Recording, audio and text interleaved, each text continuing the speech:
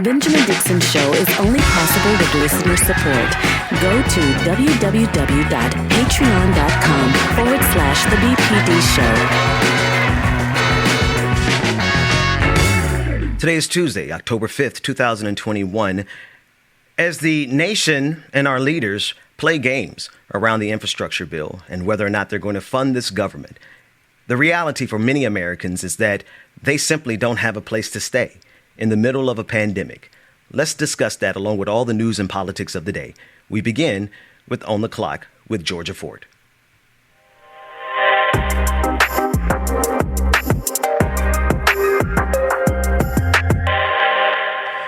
This morning, Georgia Ford is on location.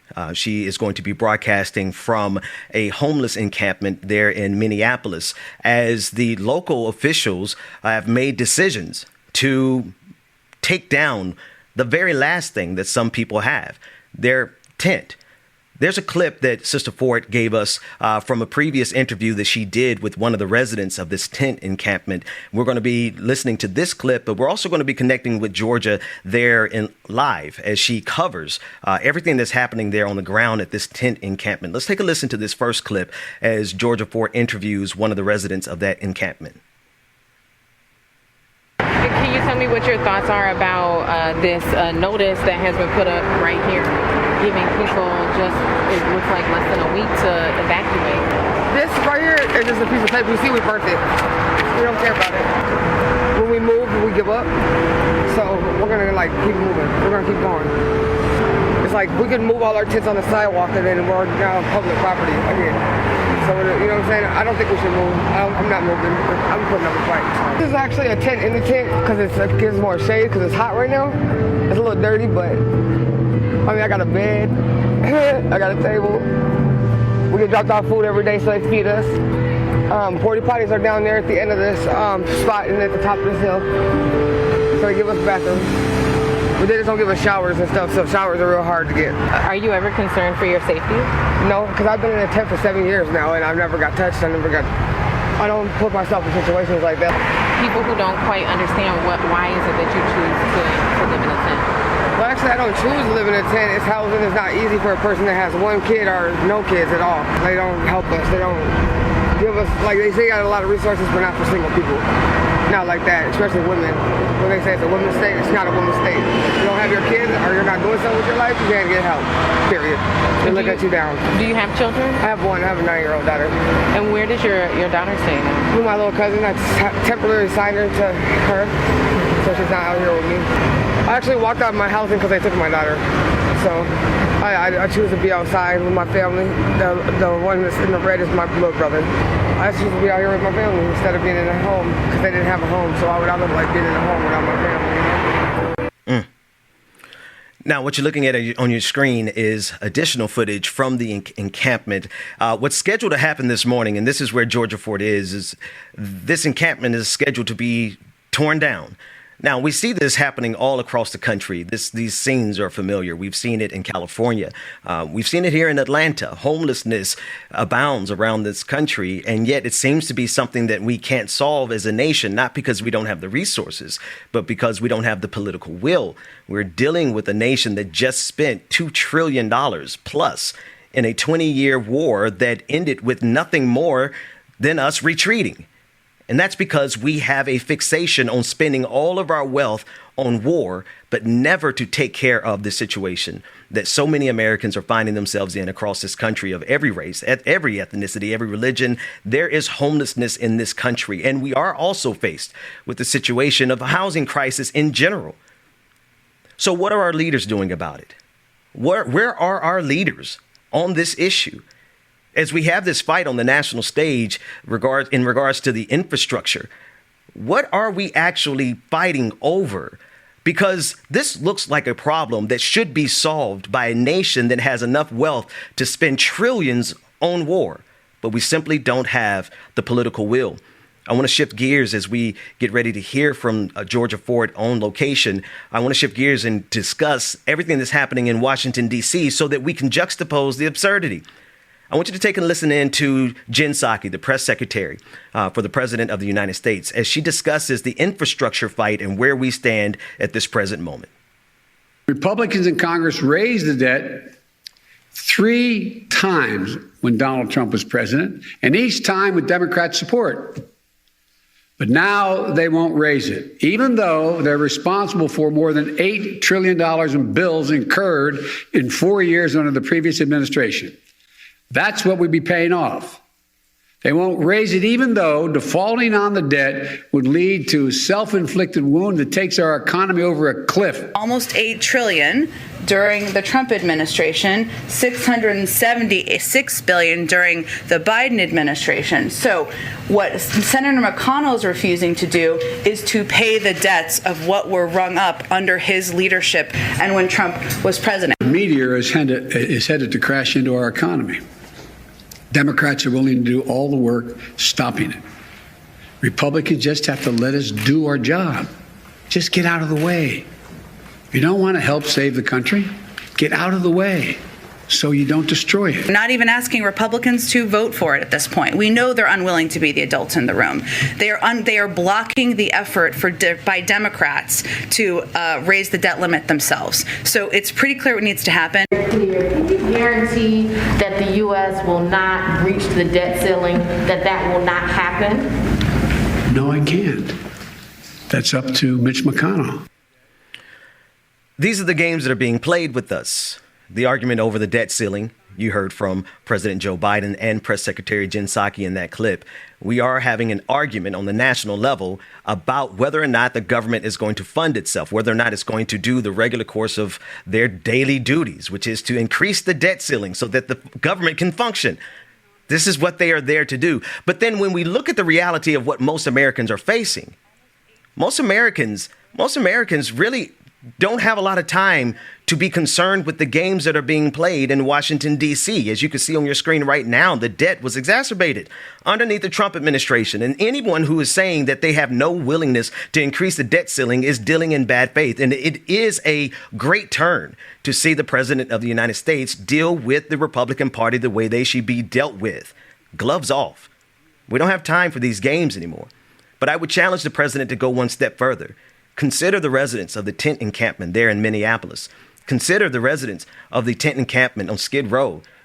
Consider the residents of all of the homeless populations around this country.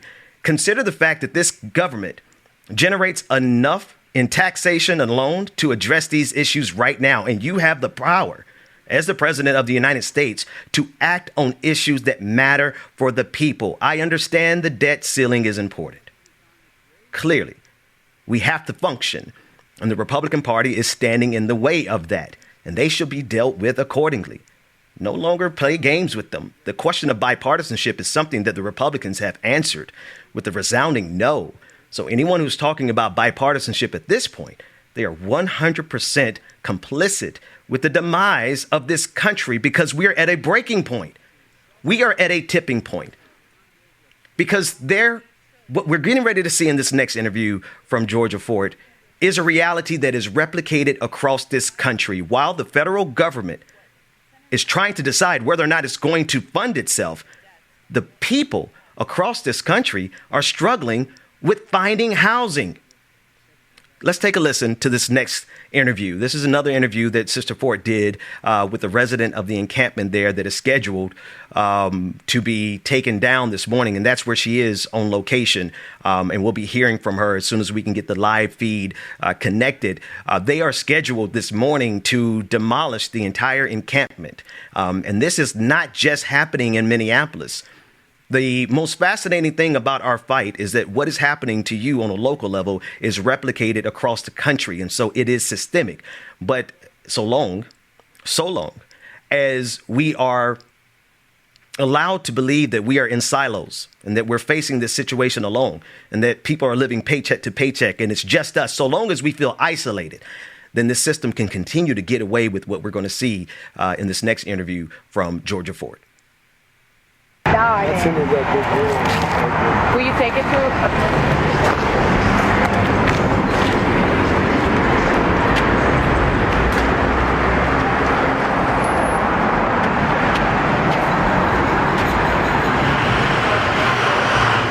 Montez, how long have you stayed out here? I stayed out here. I was at that tent city for a whole year, and it been basically like 7-8 months here. I mean, like the traffic, you see all of the cars are constantly going by, and buses, and there's a train above you. You're under the bridge where the train is. Is that hard to sleep through? Yeah, it is hard sometimes, but it's not, because it's always loud and stuff like that, you know what I'm saying? I'm used to it, you feel me? So it'd be like too much stuff going on at night, like, shooting and stuff like that, and that's what be waking me up and shit like that, is the shots and stuff like that, you know what I mean? So it's just like scared, you know what I'm saying? Because just like a couple days ago or last week, a girl had got killed, down here, and our uncle, who we call, Uncle Dre, he died in his tent, and then, they had burnt his tent, let his spirit go, you know what I'm saying? That's what he wanted, he wanted his stuff to be burnt, you know what I'm saying?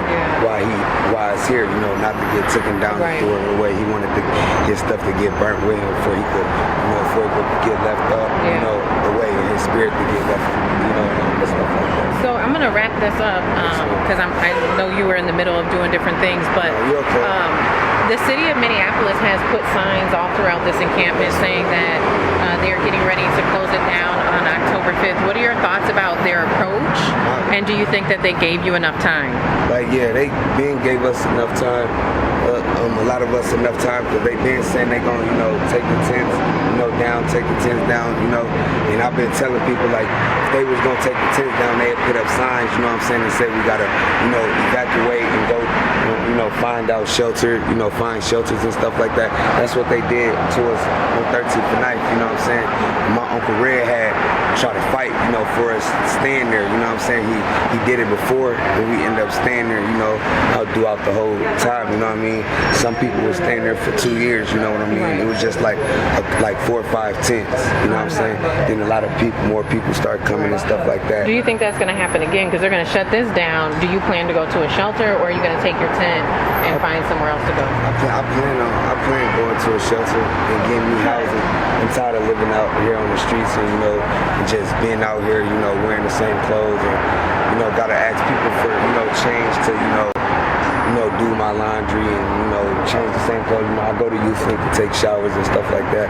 Sometimes I, take bird baths, get water and stuff like that, and, take, baths in my room and stuff, you know what I'm saying? Like, so is there a reason, because you're saying you want to go to a shelter, is there a reason why you're waiting for the city, or why you haven't decided to do that on your own? Because I don't got, no type of referral for me to get an ID or, my social security card or my birth certificate, because all of it got, took from me, with all my clothes and stuff like that, you know what I mean? So to 2025, you want to be done with this stuff. You want to have a career, a job, you want to have a family.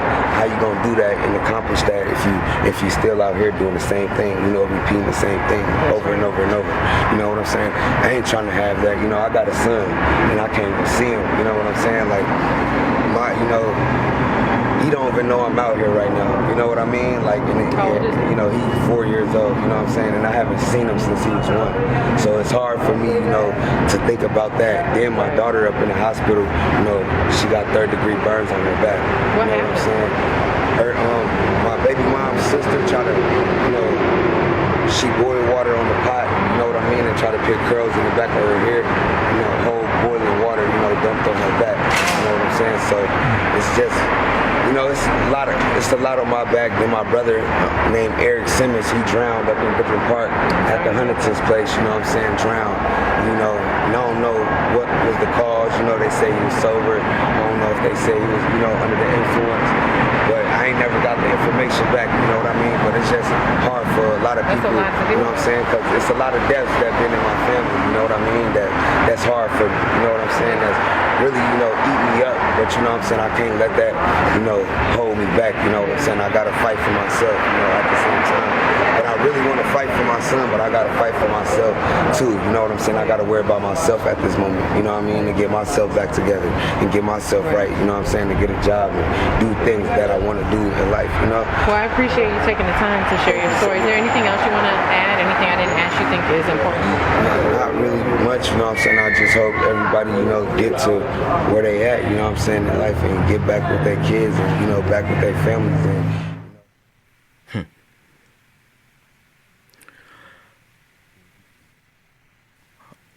All right. We're getting ready to go now live to Georgia Fort, who is on location at the tent encampment there in Minneapolis. And again, this is something that is replicated across the country, without question.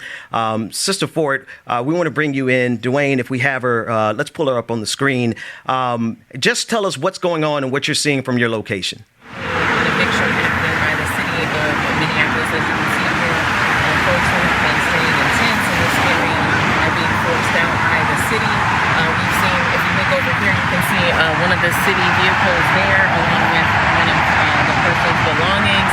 And if you take a look this way, you can see a very large dump truck. They've actually sectioned off quite a bit of the road. You can see all of those cones that are not allowing anybody to pull up to this area, which also makes it very difficult if you're trying to move your things. And there's another city vehicle that way. We're going to go in. Folks have been staying here pretty much all throughout the summer. And then now that it's October, it is starting to get chilly. We noticed maybe about, I would say, a week ago, the city started putting notices saying that people needed to be out of the area. Let's see, I think maybe this is one of the notices.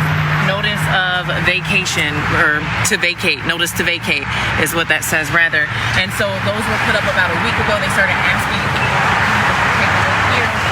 And there's two sections to this encampment. There's this one here to be respectful for people's homes, because people do live here. I'm not going to go too much further down. But if you take a look here, you can see in there, you can see that there are several tents, somebody's couch there. People live here. This is where they've been living all throughout the spring and the summer, and now because the city has put up these notices, they're forced to leave. So you see people who are starting to pack up their stuff. Individual here who has a bike trailer, who has been making several trips, I believe, not just of their own belongings, but helping other people pack up their stuff as well. And so we're going to head back this way and try to see if we can talk to anybody in the encampment. I did talk to about 4 people last week to ask them, did they feel like they had gotten sufficient time to move their stuff? Did they feel like the city was working with them to help them provide resources? And for the most part, people did say that they felt like the city was doing the best that they could to connect them with the resources that they need. But then there was a few people who just simply said that they don't plan to leave, that they've been here and they plan to stay here, that this is public property and they don't understand why they have to move in the first place. From the city's perspective, I did speak to a city staff member yesterday off the record because, as I've been sharing, the city of Minneapolis declined my request for an interview. So that makes it hard to report on what resources they're providing because they won't talk to me. But I pulled, it was a brother aside who was working for the city, and I said, listen, I just need to know what are you guys actually doing for the people that you're asking to move? And what he told me, he said that there's 30 rooms for women to move into a shelter. He said that they're providing storage for people's belongings for 14 days.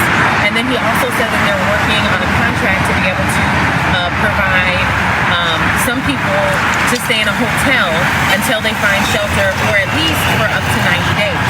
So we're going to have a number of people in 90 days. If they don't find shelter, if they don't meet those eligibility requirements, they're going to be right back into that same situation. Now this individual here, he's actually with the National Lawyers Guild. We see them out a lot at times like this, or times during protests to help people with legal aid. But here you have another individual. I'm going to kind of poke around and see if anybody's comfortable to speak. Sure.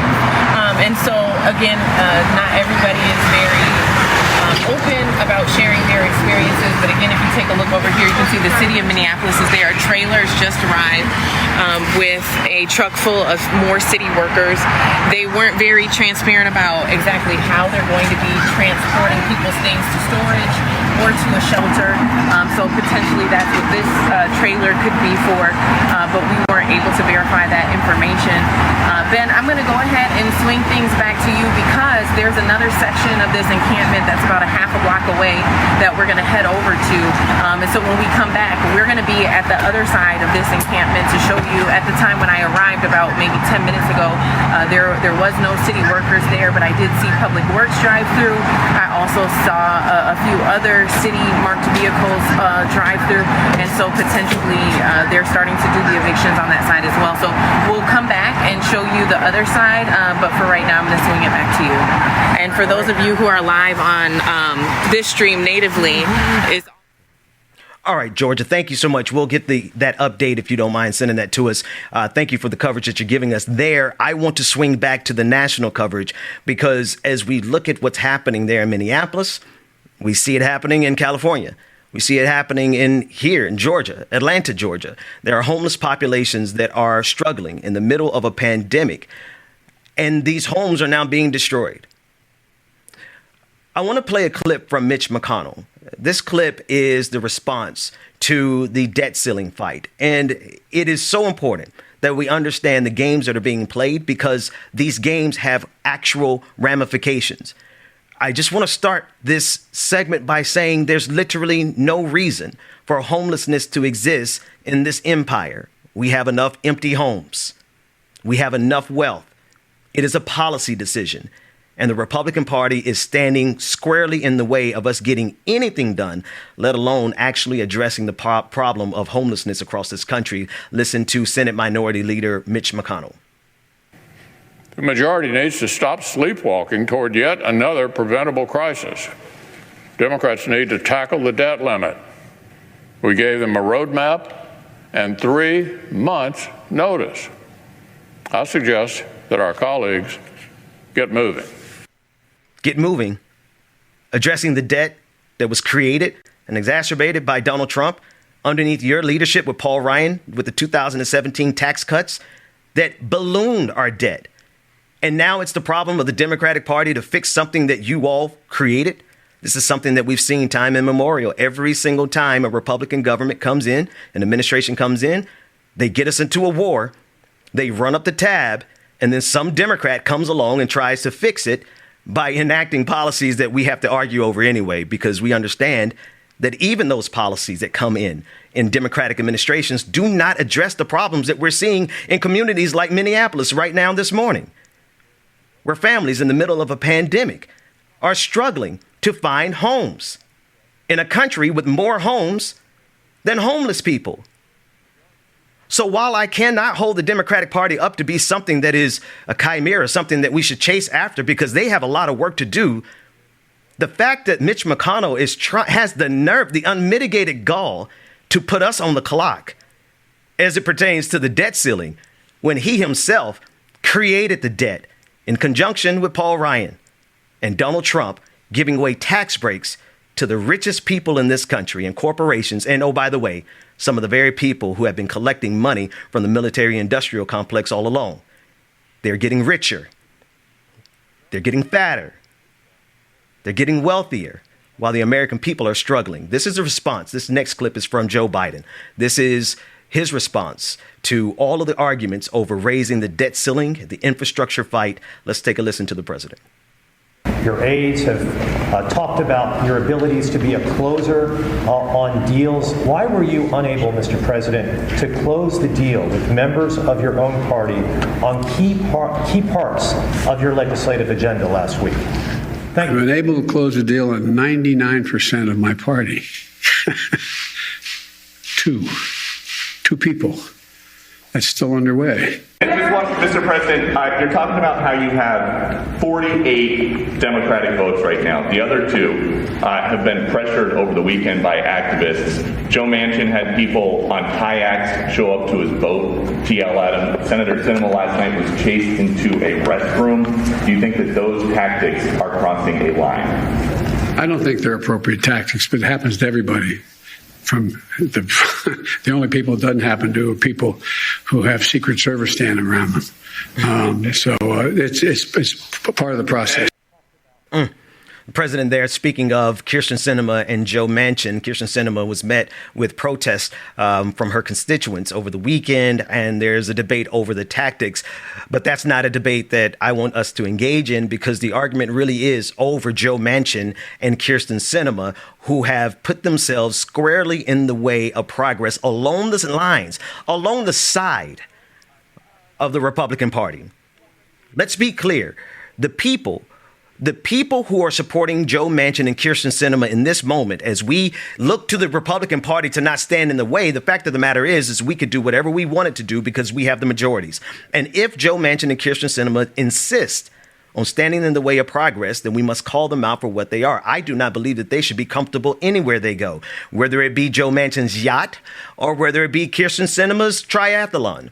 Wherever they are representatives of the people, and therefore they should be held accountable to the people. No apologies. Not in the pandemic. Not when so many people are homeless across this country. Not when we are actively working out live coverage to make sure that the voices of unhoused people are heard as they are getting ready to be evicted from what they have. The only thing that they have, their tent encampments. Meanwhile, all of this homelessness across the country could be addressed and resolved with the stroke of a pen, and the kind of money that this government collects from us, and the kind of money that the 1% has been avoiding paying in taxes. We're going to keep an eye on all the things that are coming up in Minneapolis. We're going to hear a little bit more from Georgia Fort as we get connected with her again, and she's giving that coverage. We also are coming up in the next segment. We're going to be speaking with the author of The Brainwashing of My Dad, Jen Senko. It is a phenomenal book that is being released today, and it's based on a documentary that I encourage everyone to get the book as well as a documentary. We'll be speaking with her at 8:45. That said, there are so many issues that we have to cover. So many topics that we have to unpack. But right now, we're out of time. We'll be back with more coverage coming from Minneapolis. Georgia Fort is on location. We're going to keep our eye on that location throughout the rest of the day because we want to make sure that the voices of the people are heard. Because in the midst of all the noise, in the midst of all the arguments, in the midst of all the debates, real life is happening. This may be a game to people like Mitch McConnell. This may be a game to people in power or political leaders. This might not impact them. But rest assured, anybody who is facing the kind of crises that Americans are facing in the middle of this pandemic, this is not a game for them. And so their voices must be amplified. And we have to do more than watch. We have to begin to act. We're going to go to a quick break. When we come back, more of the Benjamin Dixon Show. We're going to stay connected with Georgia Fort on location. Like it or not, the entire program is coming to you this morning, and we'll be back after this.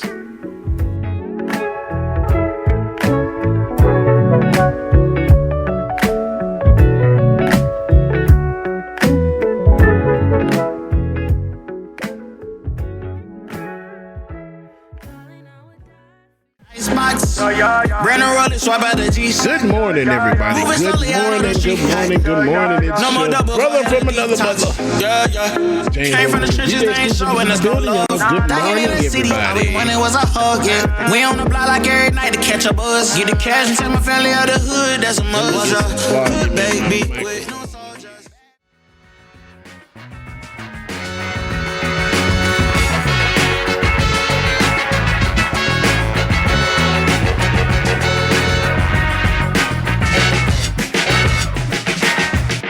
The Benjamin Dixon Show is only possible with listener support.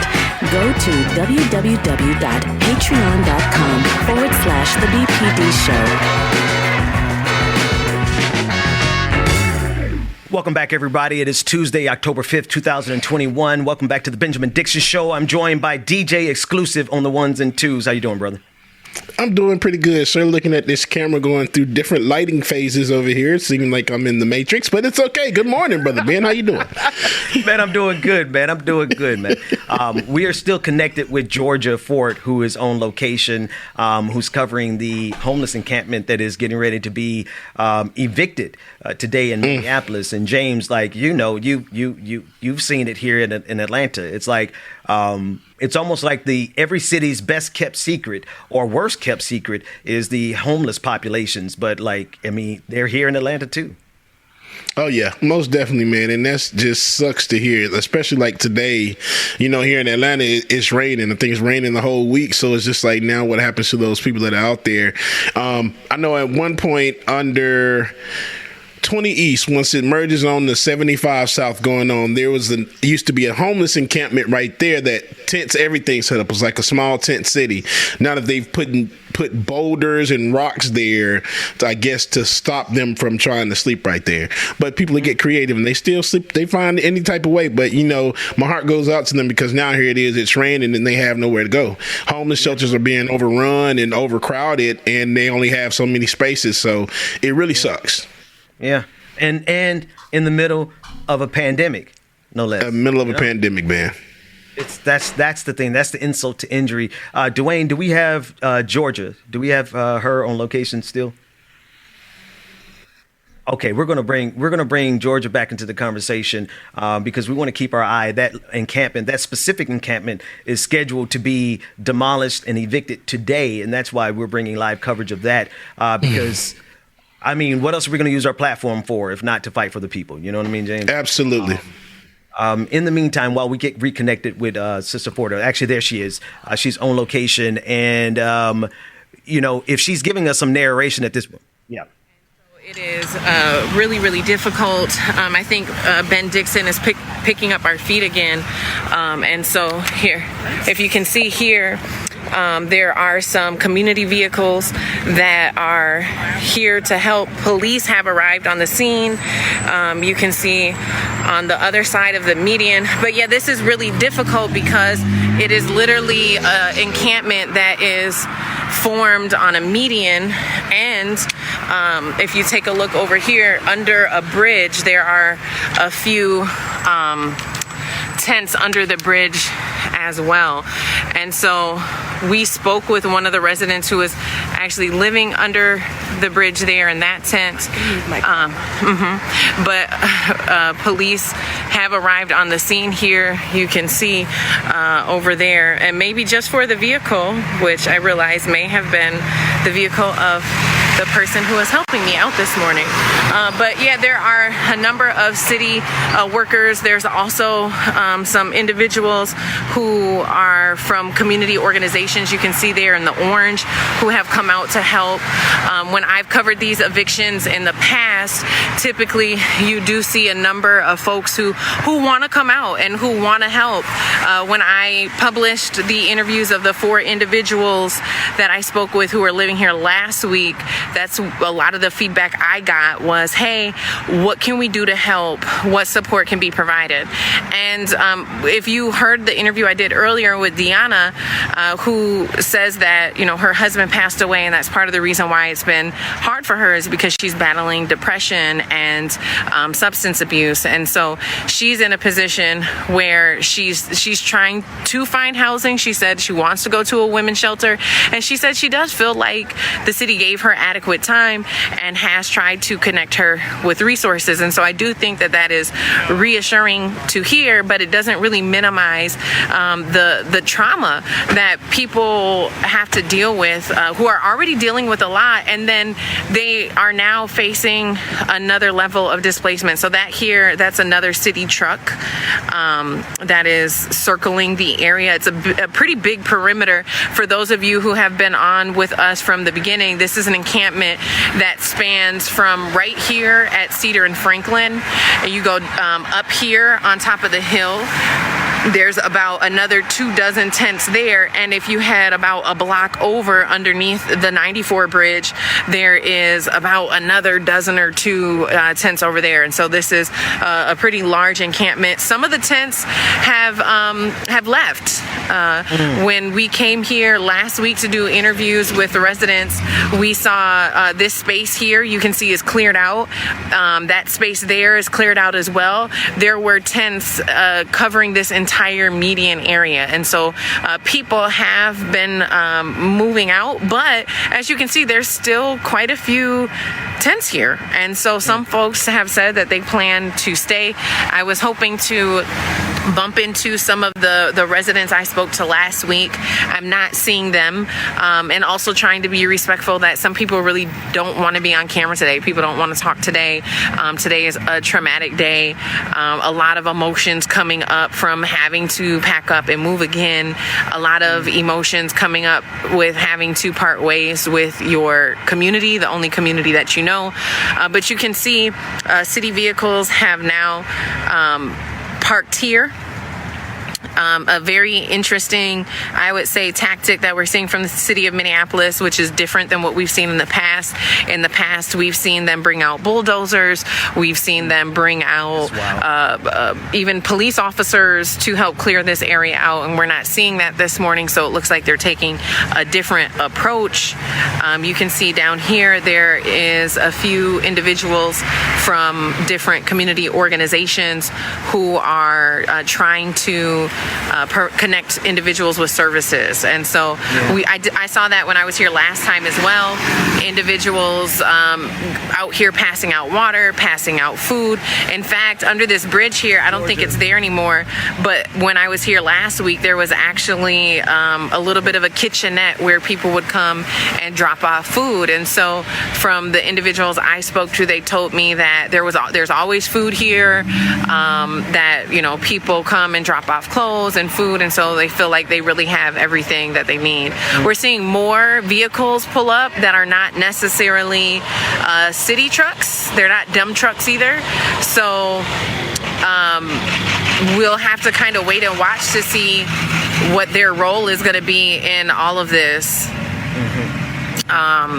Or just saw two, it looks like Sunbelt trucks pull up. Georgia, I'm going to jump in there. Georgia, thank you for that ongoing coverage. James, I mean, honestly, that looked like it could be, you know, I-20. You know what I mean? That looks like it could be the highways, you know, and the I-10 corridor, you know, underneath the bridge, the different bridges across the I-10 corridor, man. It looks just like some places I've seen in Boston. Every city that I have ever been to, I've seen homeless encampments of some size and some scale. Right. Absolutely, man. And you're right. This looks like, let's be honest, every city in America. Unfortunately. Every city in a nation that has money, you know, it's got money. You know, this country got there's so much money being circulated around right now that they're doing these things. You could probably tell me more about it than me, James. These non-fungible tokens, right? These NFTs that people are spending, like they have so much money that they have to get creative as it pertains to how they spend their money. And creating their own currency. Right. But we're, as a nation who can spend trillions upon trillions of dollars in war and an economy that's so flush with money that they don't even know what to do with it, we can't even address the underlying issues such as homelessness. Like that to me is, and my son, man, you know, we got to fix these things for the next generation because they're asking questions earlier. My son, when he was like 6 years old, or I think it was about 8, and we were driving around Atlanta and we saw the homelessness, and he was just like, why? He's like, why is that? He just didn't understand, like, why is that even a thing? Honestly, I don't have a good answer for him, except for we obviously just don't care as a nation. And that's unfortunate. That's real unfortunate. Because the youth notice these things. They really do, and they ask these questions. And it's unfortunate we don't have the answer for that. Yeah, we don't. Well, coming up in the Like It or Not hour, we're going to be discussing Facebook shutting down yesterday for what seemed like eternity. And it was shut down long enough, as you saw on the screen earlier, James. Mark Zuckerberg lost about $6 billion yesterday. $6 billion. With a B. With a B. Listen, I know we're streaming on Facebook right now, but if he could have lost $100 billion, I would love to see Facebook stay down. I hate to be that kind of person. So anyway, he's still the 5th richest person in the world, and Facebook is back up, and so everyone can relax. You can get back to sharing your memes and your conspiracy theory videos. I digress. And your misinformation. And your white supremacist groups. Oh my God, Ben. church videos. Hey, does Mama Gwen share church videos? Because my mama doesn't share church videos. Mama share everything. Church videos, hood stuff, ratchet stuff. Mama be all over the place. Bible verses. Oh man. Listen, and then if I know Mama Gwen, well, she probably sent some twerk videos to you if you let her. So. Yeah. Listen, we're going to take a quick break before I get in trouble with Mama Gwen and my mama. When we come back, we're going to be talking to Jen Senko about the brainwashing of her dad that took place courtesy of the propaganda machine that props up this empire. James, give us a quick song when we come back with more of the Benjamin Dixon Show. All right, y'all, make sure that you stay tuned. Good interview coming up next that you do not want to miss. Stay tuned, man. Good morning again, everybody. You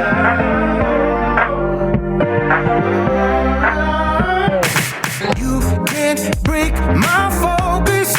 All I got right now is attention. Give me the divine intervention. Danielle Nabiqua. I gotta get that clip. All right, y'all. Welcome back to the screen. My brother from another mother and my coffee break, Benjamin Dixon, y'all. Welcome back, brother.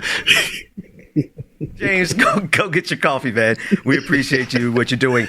I'm excited for this next interview. I want to bring to the screen Jen Senko. She is the author of the book that is being released today, The Brainwashing of My Dad. And I got out of my seat to go get my copy.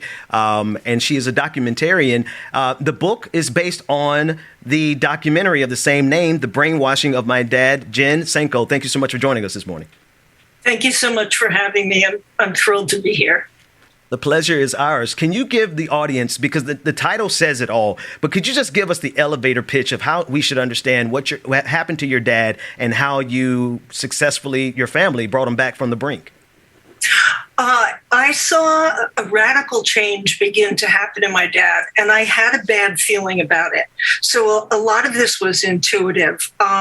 When he retired, he got a part-time job, had a very long commute to work, and to keep himself company, he started listening to talk radio. Talk radio is still 97% right wing. I don't want to say conservative. Conservative. We wish it was conservative. It's not. It's right wing. So he started with Bob Grant, who was openly racist and sexist, and Bob Grant was just a horrible person. He actually called Martin Luther King a slime ball. So my dad, he was thinking like, this is news, this is educational, it's somebody talking, I'll listen to it. And very gradually he began to change. And, first he was just crankier. And then once he fully retired and he liked the talk radio thing, he found Rush Limbaugh. And then he really drastically changed. And what was so alarming about that was that it wasn't just his politics. It was his personality. He became angry and started hating Democrats. Democrats were vilified. And part of Democrats were women, African Americans, immigrants. That was all part of the Democratic group. But the main group, the umbrella, was Democrats. Everything he heard was aimed at them. And this was because of the Republicans' design to have one-party rule. And that's what made me want to make the movie, because I started studying this, and I wasn't interested in politics before. I was always interested in the influence of media in a way, like in a personal way. And so, the whole family saw him change, and all the time, like, I'm kind of researching, and I found this this movie called The Hunting of the President. And in it, David Brock actually admits that there was a vast right-wing conspiracy, and he was part of it. Jen, I want to jump in there because for people who have not seen the documentary, and I do recommend that they go see the documentary, but also the book, because you methodically broke down the creation, the motivation, and the long-term strategy of the people who created this right-wing machine, media machine, the Rush Limbaughs. You trace it all the way back to the Nixon administration, and help us to understand the forces that are behind this propaganda machine that brainwashed your father. Actually, after the movie, as you can tell in the book, I go back even further. I go back to FDR when the oligarchs started getting really pissed off. Can I say that? Yes, that's sorry, Mama. They started getting angry, but, there were no plans made. And then in the 50s, 1954, Brown v. Board of Education happened. And there was this economist, James McGill Buchanan, who was like, I don't want us paying taxes for, kids to go to school, especially African-American kids. We want to keep them down because they're Democrats. And he and the Kochs got together, and then before long, there was the Birch Society, which came out, which had a very extreme platform. No Social Security, no government safety net, anything like that. And that at the time, that was considered kooky, even by Republicans. And but what happened is Goldwater actually adopted that plan. And then in 1964, when he lost, the pundits declared the right is dead. Everybody wanted to be a liberal. It was cool. And that's when they started planning. Well, first they thought, okay, it must be the media, because the media was painting an accurate picture. It was Walter Cronkite, Uncle Walter, and that didn't look good. So they decided that they were going to create this group, AIM, AIM. I guess I'm going off on a tangent, but anyway, that's where it started, to discredit the media as liberal. So that's where the seeds were planted. And then Nixon, yes, he took it a step further, but when he met Roger Ailes, that was a pair made in hell. Because Roger... Wait a minute. Can you mind if I interject there? Because that's an important name that I think a lot of people... We're talking about Richard Nixon and Roger Ailes, the creator, or rather the... what is Roger Ailes' position at Fox News? I know he's not there anymore. I know he's dead now. But he is basically the father of Fox News. Yeah, he is the brains behind it. And this is what is important. And people don't know this, that back then in the Nixon era, there was actually a memo about how to get positive GOP news on TV. And it pretty much was the blueprint for Fox News. So people who say Fox wasn't always bad or partisan, that's not true. Because his goal was to turn viewers into Republicans.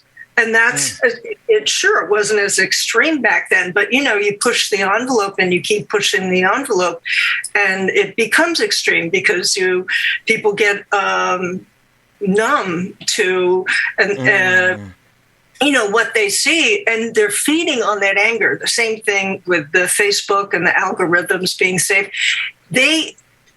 I remember when I said anger was addictive, people were like, no, people don't want to be angry. Or fearful. And then I said, well, look at horror movies. Why do people go to horror movies? To become scared. People like righteous movies where they get angry and then it's solved. So what Fox did was create a victim mentality, but then provide this safety net and a tribe for those people to go to.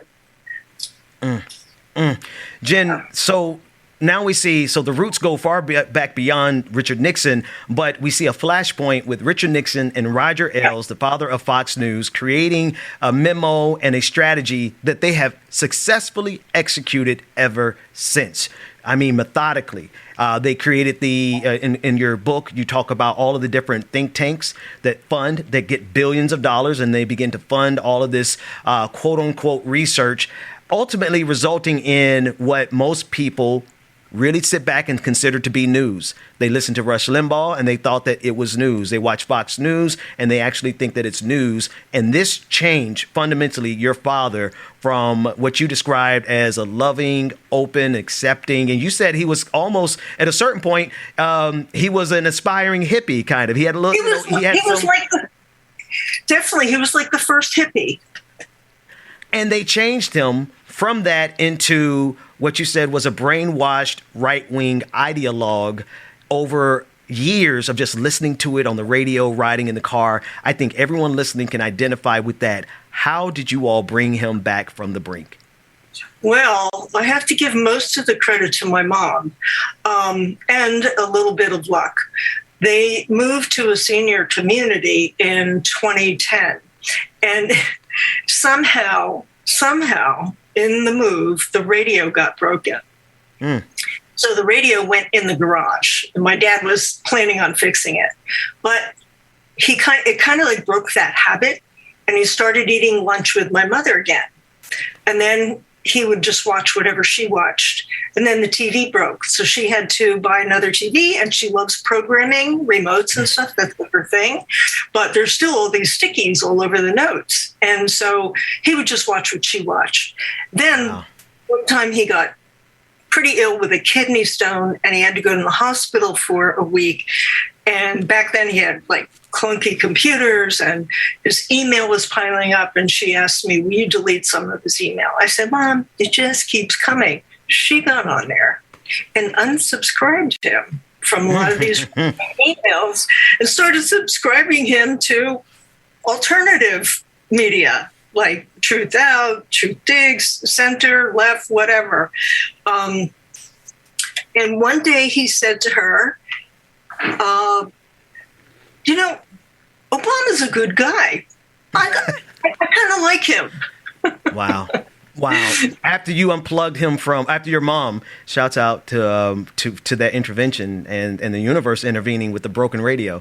But once he was disconnected from all the propaganda, you got your dad back. Oh my God, and even better. That is amazing. The name of the book is The Brainwashing of My Dad. The documentary is of the same name. And I just want to read your dedication at the beginning of the book. You said, for my dad and my country. Jen Senko, thank you so much for this book and the documentary. Thank you so much for having me, Benjamin. And thank you for what you do. The pleasure is ours. Dwayne, I want to shift back. If I'm not mistaken, they are actually starting to bulldoze the homeless encampment there in Minneapolis. If we have footage or if Georgia is live, I want to go there before we take a break because I don't want us to miss what's actually happening on the ground. Let me know what we have, and if you want to just pull it up, we'll follow your lead on that. Okay. All right, so we're going to be joined back, James and the whole team. We're going to be joined back with Georgia momentarily. And so what we're going to do then instead, let's take a quick break. When we come back, and as soon as we have the coverage, we're going to interrupt our break to make sure that we see what's happening there in Minneapolis. But this is real-time coverage of real people's lives being impacted by the decisions of our elected officials. And if I'm not mistaken, we're not going to break. We're going straight there. Let's bring it up. All right, Georgia, we're bringing you on now. Tell us what you're seeing and what's happening. There was a notice that was given for people to vacate within a week. Today was their deadline by 7 a.m. And now we're seeing their belongings be removed by City of Minneapolis employees. And so if you take a look over here, there's still a number of tents. I want you guys to come away from this. You can see that there's still a number of tents that are here. You can see the bulldozer there placing belongings into the dump truck. And city workers here, these are City of Minneapolis employees who have been tasked with the job of removing people's belongings. We were told by some of the city employees that were here yesterday, they came, they set up a tent. I guess I'm going to get bulldozed if I don't get out of the way.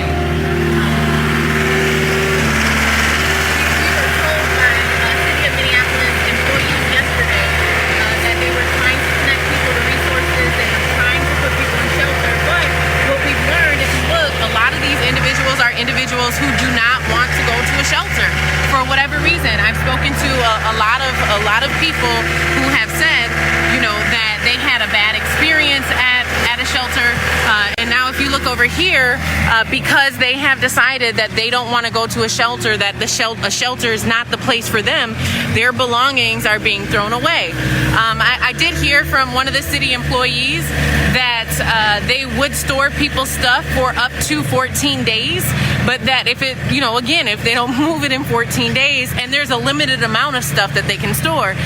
And so what we've seen, what we've observed is that there is a cycle that every few months they come, they clear these encampments out. There's not permanent resources put in place.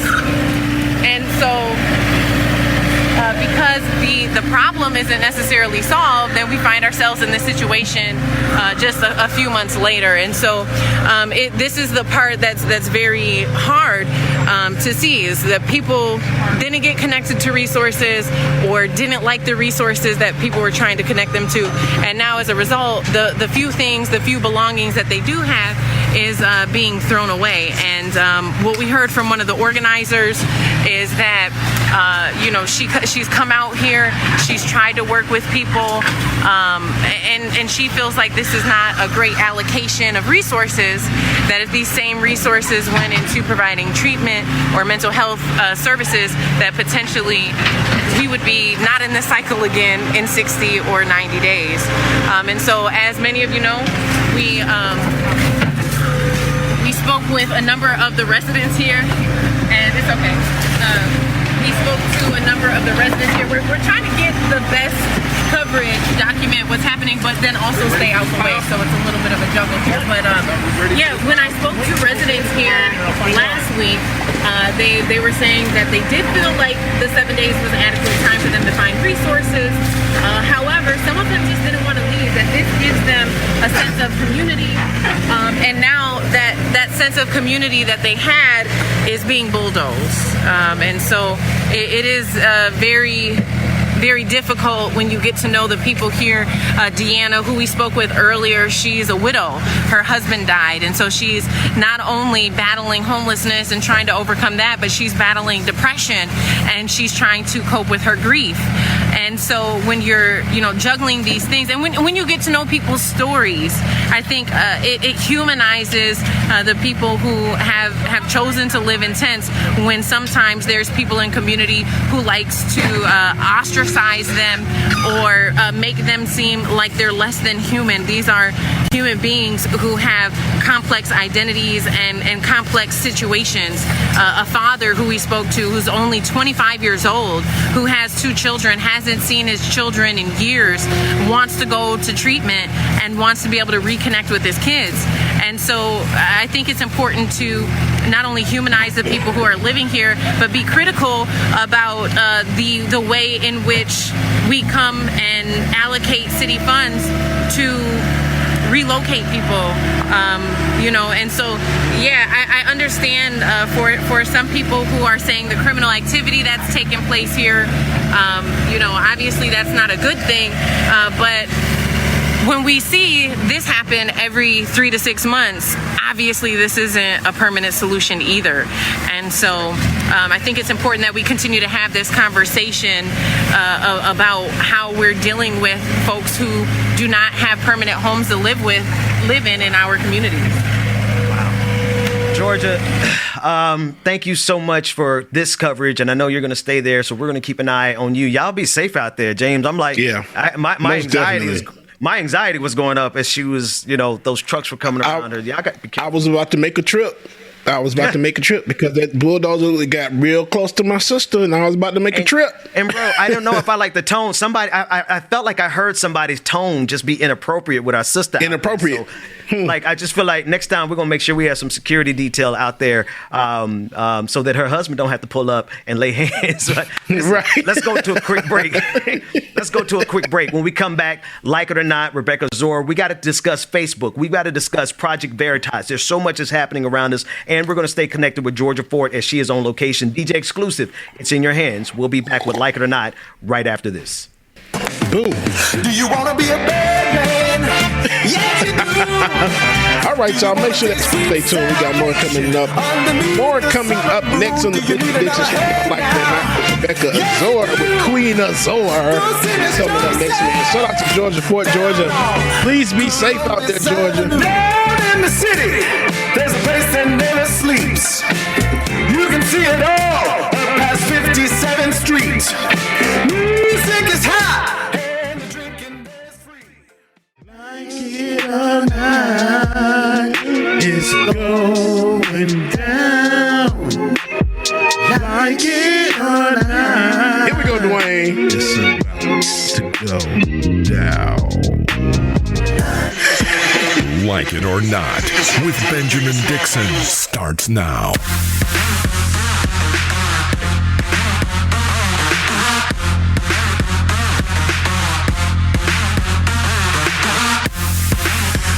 Good morning, people. Grr, Rebecca.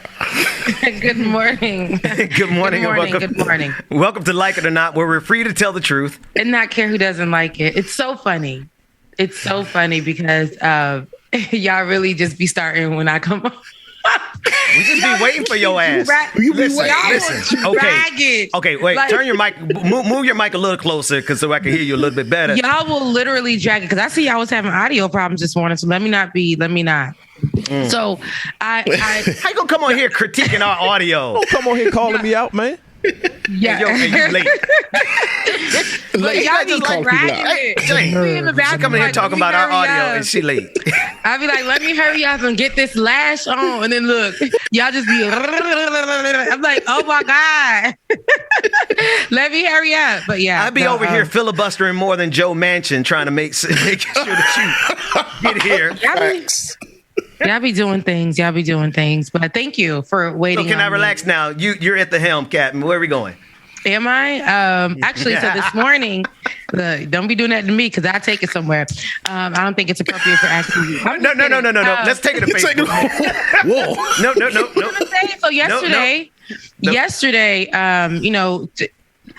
you're saying let's take it to Facebook. Yesterday, nobody could take anything to Facebook, WhatsApp, or Instagram. We spent hours yesterday morning. Yesterday from the morning to about, I guess, right before the evening, early evening, nobody had any Instagram, Facebook, or WhatsApp. I know you were struggling. So I wasn't struggling. And that's the funny thing about it. You know, I have another job that takes up my time that I need to work. And yes, I be on social media, but it's funny because I try to utilize the first part of my morning by not being on social media. And then, just doing something for me. But it was the fact that in the times that I do check and, be on social media or see if that man has looked at my story so I could delete it, because that's the only reason why I posted it. I just was like, dang, I can't get on. That's crazy. I can't get on. And then I was like, maybe something's going on, but I didn't even bother with it anymore, right? So now my sister's running up my phone. She was like, girl, I can't get on social media. What's going on? Is it my internet? My internet's not working. I can't save your life. Like, I don't know. sis, and I had to tell her, hey, it's down. Well, how you know it's down? Because Twitter told me. Oh, I don't really have Twitter like that. So you saying that it's Instagram and WhatsApp is down? Because I can't even do Facebook. They couldn't even get into their buildings at Facebook. You couldn't even. That's crazy. Because you could. At the time, those social media channels were.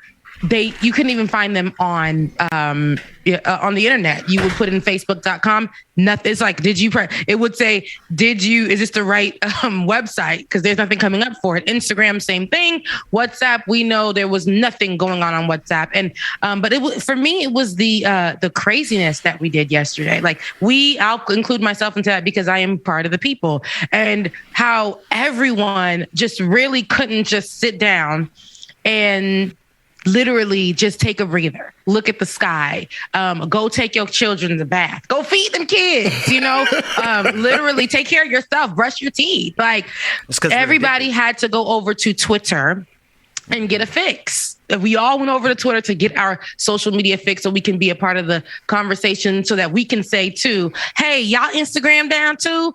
We already see everybody on the timeline talking about it. Everybody on the timeline. But it was such a moment yesterday, and I just figured I forgot to pay my bill. I thought like, hey. Everybody. People were restarting the router yesterday so many times. I was about to say, because I know I went on there and I'm just like, dang, my phone off? And I'm like, let me go ahead and turn the Wi-Fi off. I'm like, okay, LT. Let me call somebody. And I so did. I'm like, let me call this 1-800 number real quick. Okay, it worked. I'm like, wait a minute, but somebody just texted me a couple of minutes. I'm like, okay, it must be down. I did the cool. same thing yesterday. Imagine if it was down, y'all, for literally the entire day or maybe 2 weeks. What would the world do? Some people were saying that they've never worked the way that they did. They've never literally gotten to the point of the day where, wow, all my work is done, because they weren't spending time through scrolling through social media or having to put their what the hell they ate on Instagram. Yes, it's fun, it's great. But the fact that, look, really yesterday you can really sit down and be like, damn. What do I do with all this time? I don't have to work, take care of your kids. Call somebody. Take care of them damn kids. Finally put the groceries in the fridge. Go get those bottles of water out of the car and bring them inside the house. Wait. Fold your damn clothes. Fold the clothes. Fold your clothes up. Out of my pocket. Wait a minute. I got clothes that's been in that basket for the longest. Fold your clothes. Towards that time, Rebecca, where you can leave water bottles in the car and come back 3 days later and they be ice cold to drink them. And it be cold. Go get your water bottles out of the car. I live on the top floor, and they decided because of COVID not to put elevators in our building. So I'm like, dang, I have to go up by myself all the time. That's why they didn't put elevators in the building? That 24-pack of water is going to stay there until I feel like going to get it. No. This how I go. Rebecca, you're going to be out somewhere running. You're going to open up. You're going to have a 12-pack by the time you take it upstairs. It ain't going to be That's true. I do open it up and leave a few in the car. I always do that when I go running, and I'll have that. But that like literally. And, sometimes I want to be cute. And, when I come from my workout, I put it on my shoulder like that there. And then I'll go up the stairs. But no, honey, it's been, I'm like 24-pack. So in the midst of all that happened yesterday, Jeff Zuckerberg, they're the same. Jeff Bezos, Mark Zuckerberg lost $6 billion. Was it 6 or 7? I heard 6. Let's round up to 7. I heard it was 7. All right, we're going to round. He lost 7. And I guess I shouldn't take so much joy, but when you consider what Facebook has done to our parents, to our aunties and them, to the country. The reason we have Facebook, the reason we had a Donald Trump presidency, it can be linked back to Facebook. The Cambridge Analytica story from years ago, where Facebook provided Donald Trump with all the data he would ever need to micro-target and get elected. And so I'm sorry, I don't want to take joy in his demise, but I don't think people like that who have that much power and have the ability to look at all. I mean, they know literally everything that we do. They listen to every goddamn conversation. I can't order a Corona without getting a commercial for Corona on my Instagram feed. So I'm sorry if I feel. I can't think about like Haitian rum. I'm talking Haitian rum, something I don't even see on my feed. If I even think about Haitian rum, it's popping up on my stuff. Wait, Rebecca, you escalate now. I didn't know they had telepathy. They do, Ben. I'm telling you. They're reading your algorithm. So serious. I'm not even being a conspiracy theorist. Like literally, I can be thinking about something, and or placing my finger over my phone or on the computer and like typing one letter. The thing that I was thinking about is going to pop up. It is so annoying. Like I'm like, in the name of Jesus, I don't know. Yeah, it's like really scary sometimes because you're like, man, how did this pop up? I was just thinking about it. I didn't search for anything, but here it is. It's on my goddamn screen. What's going on? Okay, cool. They know everything about us. They know more about us. It's Skynet. Squid Games. Well, listen, I want to play this clip. I want to dig into this leak. There was a leak, a whistleblower from Facebook who kind of, and it's funny, all this is happening at the same time. So at the same time, there's a whistleblower who's telling us how bad it actually is at Facebook. The next day, Facebook got shut down and they couldn't even get into their offices, and Mark Zuckerberg lost about $7 billion. Here's a clip of Kara Swisher. She's speaking on Meet the Press, and she is talking about how Facebook is, quote, amplifying and weaponizing hate. Social media is not, quote, precisely cigarettes. It's also gambling, and it's also opiates. That's why everybody couldn't walk away yesterday. Let's run that clip. Here's what Nick Clegg's statement, just a part of it, said. The suggestion that is sometimes made that the violent insurrection on January 6th would not have occurred if it was not for social media is so misleading. Mature democracies in which social media use is widespread hold elections all the time. For instance, Germany's election last week without the disfiguring presence of violence. Yeah. I have to say, I was jarred by the phrase mature democracies. Right. Are we not? Yes. What is Facebook trying to do? What they're trying to do is do word games, and he's excellent at them, by the way. I think they should give him a raise in that regard. But he's saying they're the primary. Look at the individual words they use. This is typical of Facebook. They've done it for decades now, or not decades, a decade now, where they use tiny words. No one's accusing them of being the primary reason for polarization. Humanity has been awful for centuries now, that kind of thing. And so what they're doing is they're saying, we didn't cause hate. I don't think they did. What they're doing is amplifying and weaponizing it to an unprecedented degree. It's not tenable for a company. This is a company whose employees didn't really leak for a long, long time. Mm-hmm. But you're seeing it all over tech. It's not just here. It's people are like, just a second, what we're doing is damaging. It's not, I did an interview with Mark Benioff a couple of years ago. He called it cigarettes. It's not precisely cigarettes, is it? It's also gambling. It might be opiates. It might be other things. But the people inside those companies are recognizing that this company doesn't anticipate consequences and then tries to clean it up later, and then not very well. Rebecca, what you talking about? Nothing. This Nick Clegg guy is a really powerful guy. The guy that we have on screen right now, he is the vice president for global affairs and communications at Facebook and has been there since 2018. He's also the former deputy prime minister of the United Kingdom. Facebook ain't playing with their top executives. And he's a master communicator of turning words on itself. But I like what she said. Like, social media is addictive. It's not just cigarettes. It's opiates. That's why people. It's crazy. Well, that's what I was saying at the start of this conversation about Facebook. We are addicted to it. They make you addicted to it. They put everything that we utilize into social media. Is it innovative? Sure. But is it something that is taking our money, taking our mind, taking our time, causing us to lose time with the people that we love, causing us to lose time with our jobs, to the point where jobs are now putting their stuff on social media, asking you to include yourself in the social media. Boy, please, I am blocking all of the corporation off my social media. I'm blocking all my I don't want to hear from that, Nan. Nobody's social media manager. Don't even, don't even hit me up and tell me you shouldn't even be on my page. See, this is why I don't do y'all. But, back to unpersonal things. But yes, social media can be very, very addictive. And I've noticed that it can be so addictive that it's wearing on your health. I say that because there was a time where I constantly used social media, doing my master's degree because I was in new media journalism, and we would use they gave me everything that you can think of, like that came with the school. Shouts out to Full Sail University. They literally gave me the latest, They got money. God, don't get. See, you can get FAMU a shout out, but not that thing. They got to write us a check to get a shout out from us. But anyway, I digress. Go ahead, Rebecca.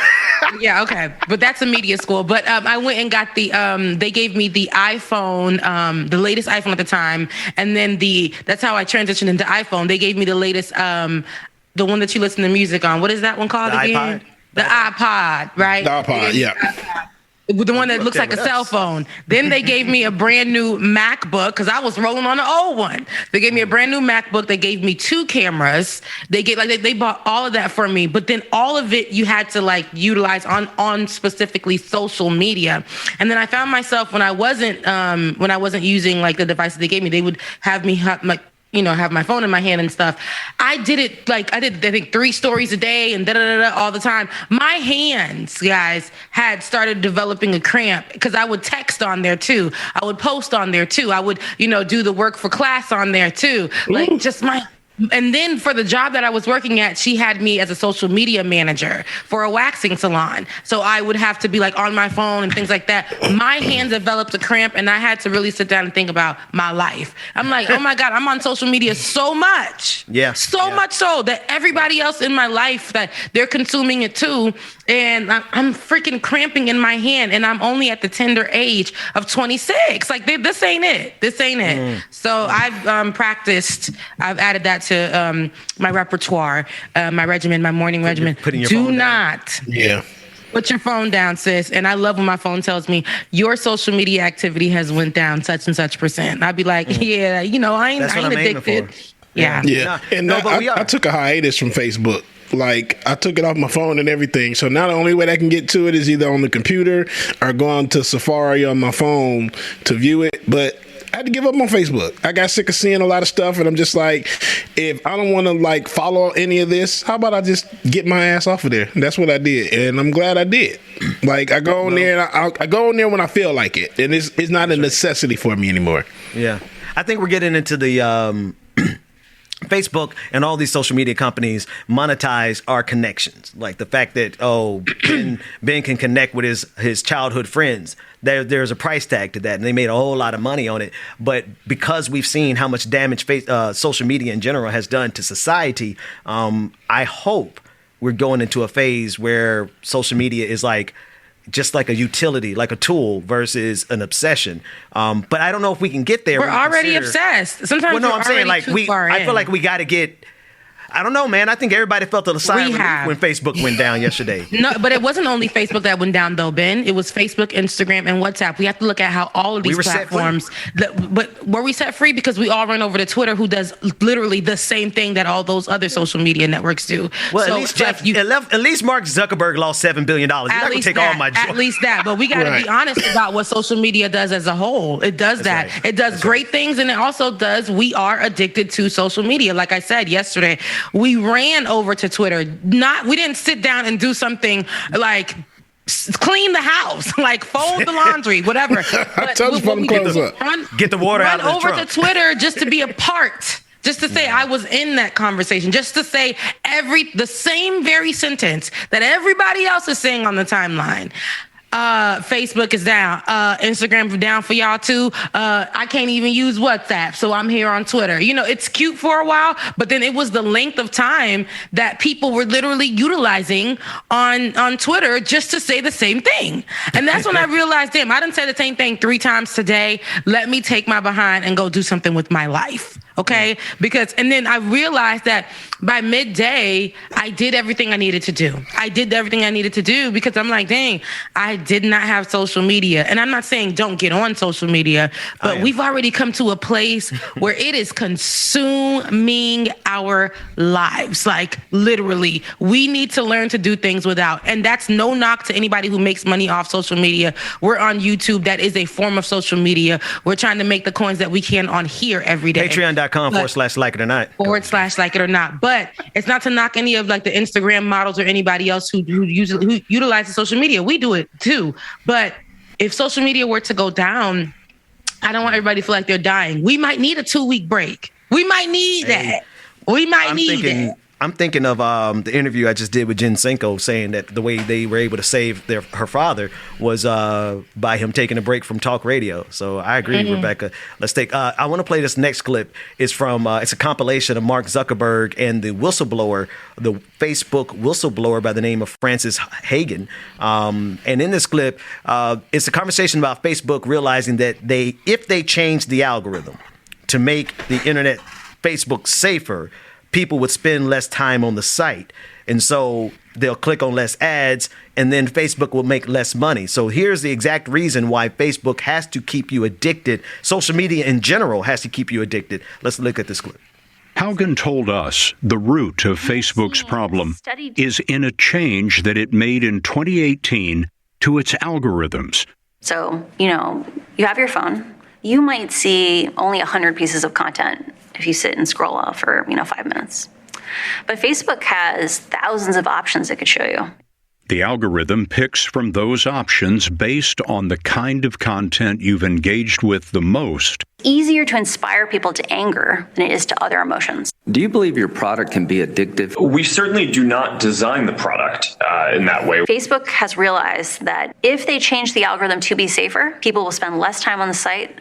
They'll click on less ads, they'll make less money. The research that we've seen is that using social apps to connect with other people can have positive mental health benefits and well-being benefits. Facebook's own research says as these young women begin to consume this eating disorder content, they get more and more depressed, and it actually makes them use the app more. The way we design our algorithms is to encourage meaningful social interactions. Its own research is showing that content that is hateful, that is divisive, that is polarizing, gets engagement, a reaction. But election interference remains an ongoing threat, so we continue to improve as part of our ongoing commitment to supporting the civic process. They basically said, oh good, we made it through the election, there wasn't riots, we can get rid of civic integrity now. We strengthened our enforcement against militias and conspiracy networks like QAnon to prevent them from using our platforms to organize violence or civil unrest. But after the election, Facebook was used by some to organize the January 6th insurrection. Come on, somebody.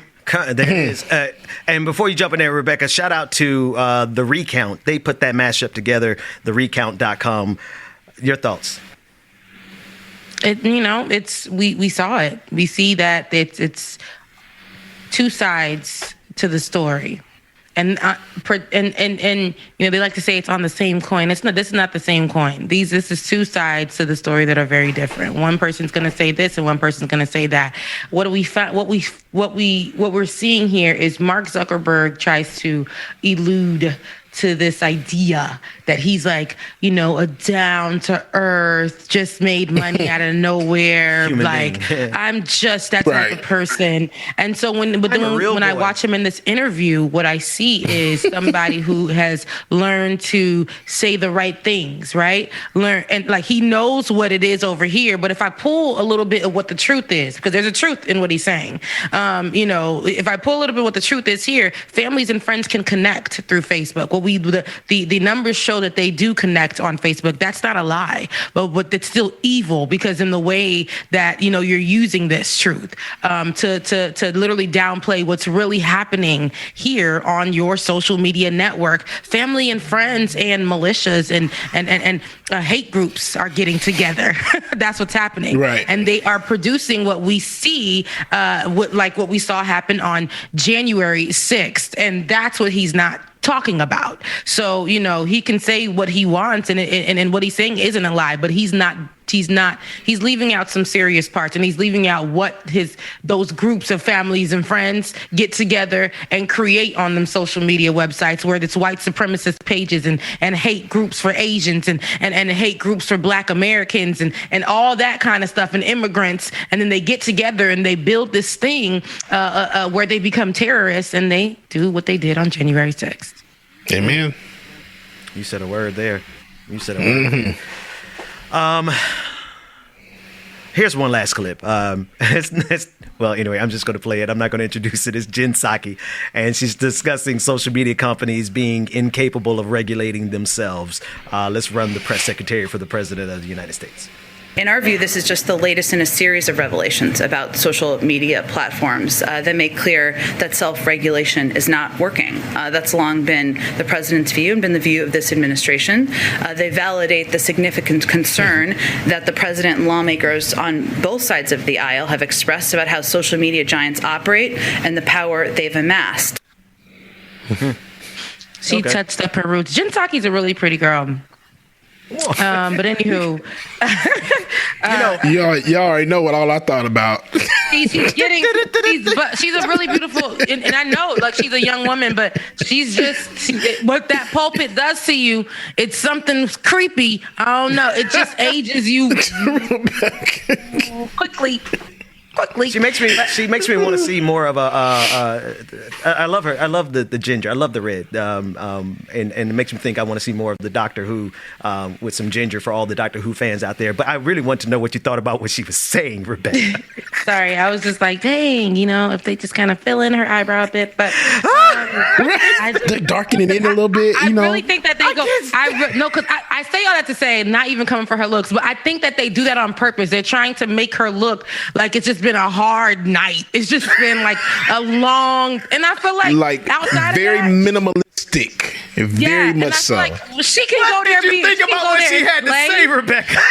Because then let her go there and be like she's like I just feel like it wears you down. We saw what Sarah Huckabee looked like she was 85, and that girl was not. The shadowy. What was it? I couldn't stand none of y'all. She was not. That they really got them up there looking like you know how they do church kids when they get to the church and they about 15 years old, they be having them in them grown folks clothes. Okay. It's like this is why they want to play the clip. They make her look. She's trying to look very conservative because in the TikTok video to look like. That doesn't have to like Nancy Pelosi. It doesn't have to give Nancy Pelosi. She's not there. Yes, you remember in the TikTok video with the intern, the guy that was supposed to be her intern. Oh yeah, her face was beat. She looked damn good. Now when she get up here on this stage, she over here looking like Lucy from the Peanuts game. Anywho, I can't stand you, James. Bubba. James, now we got to put it. No, we're not going to put that on screen. We're going to shift gears. Not going to put that on screen. I'm pulling that out. I'm pulling out of that conversation for the sake of the mission. Okay, so the White House is basically saying that Facebook is amplifying and weaponizing hate. But the fact that it's been doing this, Facebook has been doing this, and I know that it's never too late to join some of the conversations because, we're in this new administration. So they, I'm glad that they've put that out there that Facebook is amplifying and weaponizing hate. But this thing has been going on like nobody's business. We had our previous administration literally utilizing Facebook to build these groups that we saw on January 6th. Right. So I will say I am glad that this current administration is pointing that out. Yeah. I want to know what can be done about it. And when we say Facebook, it's not only Facebook. I say that to say Facebook has basically ownership over the other two that we love so much. WhatsApp. When I contact my shorties, international shorties on WhatsApp, and then on Instagram, where we can now see those people who are on Facebook in those groups now posting their play-by-play every single moment of what January 6th was on Instagram. Yep. It's like a whole thing, a whole connection, and this is the problem. Facebook has grown, like almost like how Popeyes eats spinach. That's what Facebook did when they merged, or when they took over WhatsApp and Instagram. Mm-hmm. And they found the perfect way to fund their empire, right? Because you got to think about shows like Ben Shapiro, the guy who talks like this. He at one point he was spending $100,000 a month advertising on Facebook because it's that lucrative for far right-wing organizations like Project Veritas. Those of you who may have never heard of Project Veritas, it's something that has been a thorn in the side of democracy at least since the 2008 campaign. If you Google Acorn, there's just so many different there's so many different things that James O'Keefe and the Project Veritas team does to harm our democracy. Well, they've shifted gears, and now they're trying to exacerbate the pandemic. They're trying to make it worse. And their latest release that is going viral today, 1 million views, Rebecca. This is the power of social media. They got 1 million views on this morning. So by the time we're done with this show, we probably will be at 2 million views just this morning. Now, I don't want to play the clip because the social media companies are starting to take it down. I want to make sure that we're only going to roll it like you see it right now as B-roll. But according to this clip, this is supposed to be somehow an endorsement of this scientist by the name of Nick Carl, who supposedly worked for Pfizer, and this is supposed to be damning evidence that that the vaccine is not as effective as natural antibodies. In other words, Project Veritas has a video going viral as we speak to the tune of probably 2 million views right now, suggesting that the best thing for you to do is to catch COVID-19 versus take the vaccine, and it is going like wildfire on social media as we speak. And they're using this crazy to back it up, huh? Yep.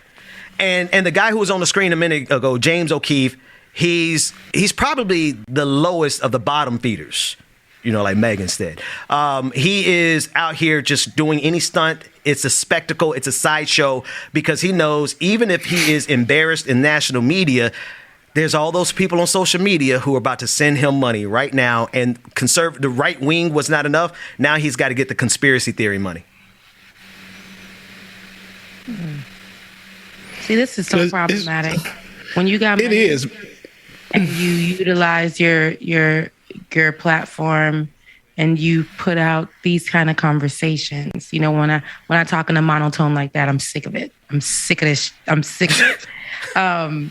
That's when you're in trouble, huh? When I'm looking at it and I can't believe it. And what they do is, like I said, they'll do this thing. Well, they'll put in like truths and, that stuff that can be verified, but stuff that also, hey, this is the truth, but this is what it is. Like they're missing a whole sentence that is very important. And I don't like that because it's already have gotten people killed. We've reached 700,000 at this point. Yeah. And, these are the people that have the blood on their hands. That's right. And there's we're looking at a whole media project right now, and it's already hit over a million views. It's very problematic because a million people could literally lose their life tomorrow because they're going off of what's being said here. Because what they're saying is they saying go get the disease, James. That's what I was about to say. So basically, y'all telling people go get COVID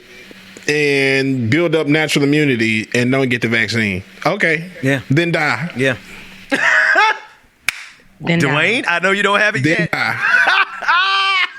mean, what else can you say? Because this is crazy, y'all. What's the point? That's my whole thing. What's the point? Money. Like, what's the whole point of this? Why are y'all going and but you can't spend money when you dead. You can't spend $1 when you dead. Oh, I guarantee you, James O'Keefe has the vaccine. I guarantee you, his old these staff. people have the vaccine. These people have the vaccine. We're trying to kill ya! USA! Woo!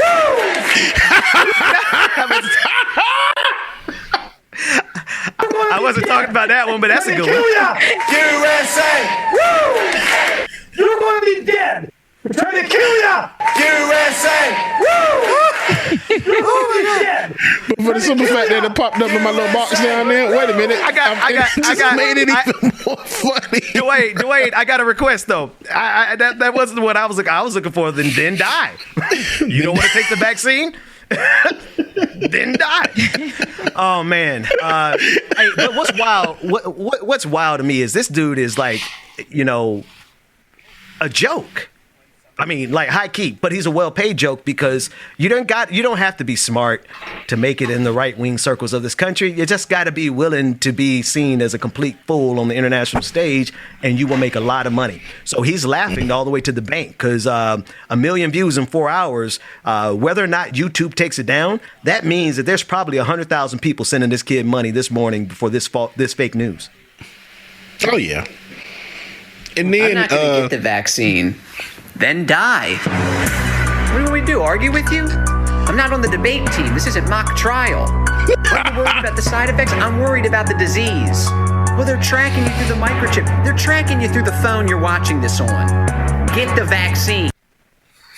And why does this box keep appearing over me? It's a Project Veritas. Anywho, let's be honest. And and it may even be true or remotely true, or I don't know. I don't trust none of it. That your antibodies build up once you have it, and you get stronger from it. But let's be honest, you got to survive the damn thing first. I don't think people understand how serious COVID is, bruh. It was serious before Delta variant came out and people weren't surviving. So now you about to get this whole damn thing, think you about to build up immunity. You gonna kill yourself. If you survive. If you survive. Put that out there. See, nobody says that. You'll get stronger immunity if you survive. If you survive. 9 times out of 10, your ass is not to survive. All them comorbidities you could like. Let me flip it on this head a little bit. Okay, get the vaccine, then get COVID, strong immunity, don't get the booster shot. Okay, you happy? You stupid asses. What is going on? What is going on in America today? Jesus. Everything but I'm so like, you know what? I'm tired. I'm not gonna. I told y'all, I'm not gonna fight anyone. If you're interested in knowing, okay, we could have a conversation, whatever. But if you just really, trying to fight me because you don't want to wear your mask, and I hate to say it because I don't want to put that on your life, but if you don't want to put it on your mask, then die. Then die. I hate to say that. Then die. I can't argue with you. I'm on. We don't got the energy. I got to worry about me and my bills. I got to worry about me another day. I got to worry about me being a black person in America. You're not promised every single day already. On top of not even being promised another day. Okay. So like, I don't have time for you to be all, I don't want to wear my mask because my American rights, or, to be like, the vaccine has a freaking chip in it. They're going to find us. I don't have time. I don't have it. So do what you got to do. Dwayne, you stupid. I missed it. Because we're trying to look like the scientists in the chat. It's like, because I'm trying to look at it and figure out what type of scientists these are too. He said it best. These are scientists from Half Baked. That's all I was thinking about when the clip kept saying he was a scientist. I was like, I kept thinking about janitor, scientist. Because looking at him, I'm like, bro, what kind? You know what? Oh man, kind of scientists that probably got a nice little check to go in there and say that, right? Look, let's be real. Money talks. And that's what I was about to say. I really think that part of this. Look at those. Let's be honest. Look at the scientists that they showed on that clip. Majority of them, they probably were paid to say, "Hey, we want you to go out here and say this, and then come back and be done with it." Okay, just pay them off. That's what it looks like they're doing. Because who would be bold enough if you said that you signed NDAs? Why would you go down and sit and talk with somebody about this, especially something like this? That makes no sense. Let me tell you guys about James O'Keefe. I bet you his video was on Facebook. No, that's where they made their views, right? James O'Keefe is the type of person. He's the type of person who will pay these guys to say this, and by the time we debunk it, he's moved on to the next project, and he's already made all his money. So you got to understand, and the reason I think it's so important is because he's speaking the language that is going to resonate with some folks in the black community. Because everybody, people got vaccine hesitancy and all that stuff. We cover it all the time. I just want folks to know who you get your information from, man. This guy has no problem whatsoever seeing you die from COVID-19 so that he can make a couple of bucks off this video. Hey, Ben, karma is amazing, though. Apparently their office was flooded from Ida. Really? Project Veritas. Yeah, September. It was destroyed. Was flooded from Ida? From Hurricane Ida. Oh. Well, nice. Look at that. We'll have footage in a second from. But they got money. I bet you they do a scam to get help from the government, and they ain't got to pay. Of course they did. I wonder if they got some. Of course they did. The PPP loan. Mm-hmm. Probably did. Of course they did. Folks, we're getting ready to go to the after party. Patreon.com/like it or not. We have a whole lot of stories to cover. We got clips. We got 5 minutes. Donald Trump. I know. I'm just. I just wanted to know. I was like, hey, we got 5 minutes. Can I do my job? Oh, while we're here, I got a story to tell you. Ben, you remember Danielle Labiqua, how we talked about her name? Yes. I'm sorry, we love you, Danielle. Why did you give the full name? Yes, so and there's actually a story behind how she got her name. And Twitch username, and unbelievably, it came from TYT. Oh, really? Yes. Really? So, Dwayne, if you can, roll that clip for us, please, if you got it. Nope. We don't have it? Not yet. So we'll filibust a little bit. Okay. All right. So we got that. We got that coming up. Yeah. We got the after party coming up. Patreon.com/like it or not. Rebecca, what do you have left on your plate? I don't have much. It's just, a Tuesday. It's pretty rainy out here, as you guys can see behind me. Wrap those weaves up, ladies, like we used to say on the Weather Channel back at FAM. Ladies, it is going to be very stormy out there. Put on those rain boots, but also protect that weave. Wrap those weaves up. Why would we do that at FAM? I don't know. Why? Because y'all are so ghetto. Oh, my God. No, because it's news that's relevant. Let's be... Come on. Right. You got to know your audience. That's the exact message. That's real, though. Listen, leave out, all of that, baby. Protect it. Protect your edges. We wasn't doing the full lace wigs at the time, so real hair was out on the edges. Okay, all right. So we had to protect those. I think we have sufficiently filibustered the same amount that Kirsten Sinema is filibustering Dwayne. Run that footage. Labiqua. Okay. Daniel Labiqua writes in. I love this. It's long, but it's great. It's a tyt.com/join to become a member. Those are the comments I read first. Patreon.com. Hi, Cenk and Anna. It's always good to see you. Right. I've been wanting to share the story behind my name change with you. I used to be Danielle LGBTQIA. A couple of months ago, Cenk read my resub anniversary message and called me Danielle Labiqua. Brett started calling me Labiqua, and it stuck. So about a month ago, I officially changed my name to Danielle Labiqua. My mispronunciations are actually affecting the planet. Amazing. That's amazing. Continuing, I'm so glad to finally be able to share this with you. I love you and Anna so much, and all my TYT family. And I could not make it in this crazy world without every single one of you. TYT, best family ever. Well, Danielle, you're amazing. Second best family. Amazing. Wait a minute. All right, second best family. And we love clarify, your courage and everything else. Because he was gonna stop talking. I'm like, if he talk over me on my show one more time, but Danielle, it's great that's the best show, but you meant second best because second best show. Best show over here. Yeah. Shout out to wait. Shout out to everybody. Shout out to TYT though. We ain't no beef. We love them over there. But if you're watching, we love them over there. So you can't talk about another show being number one. On our show. Go cut me that. I love the Labiqua though. It makes perfectly sense. That is so hilarious. It makes sense. So it's not just me. It's like in school when they're calling for the attendance and they're coming across the name. They're like Aaron. Like, why did they do that? Wait. Am I pronouncing your name correctly? Why is Jake just as bad as pronouncing last names as me?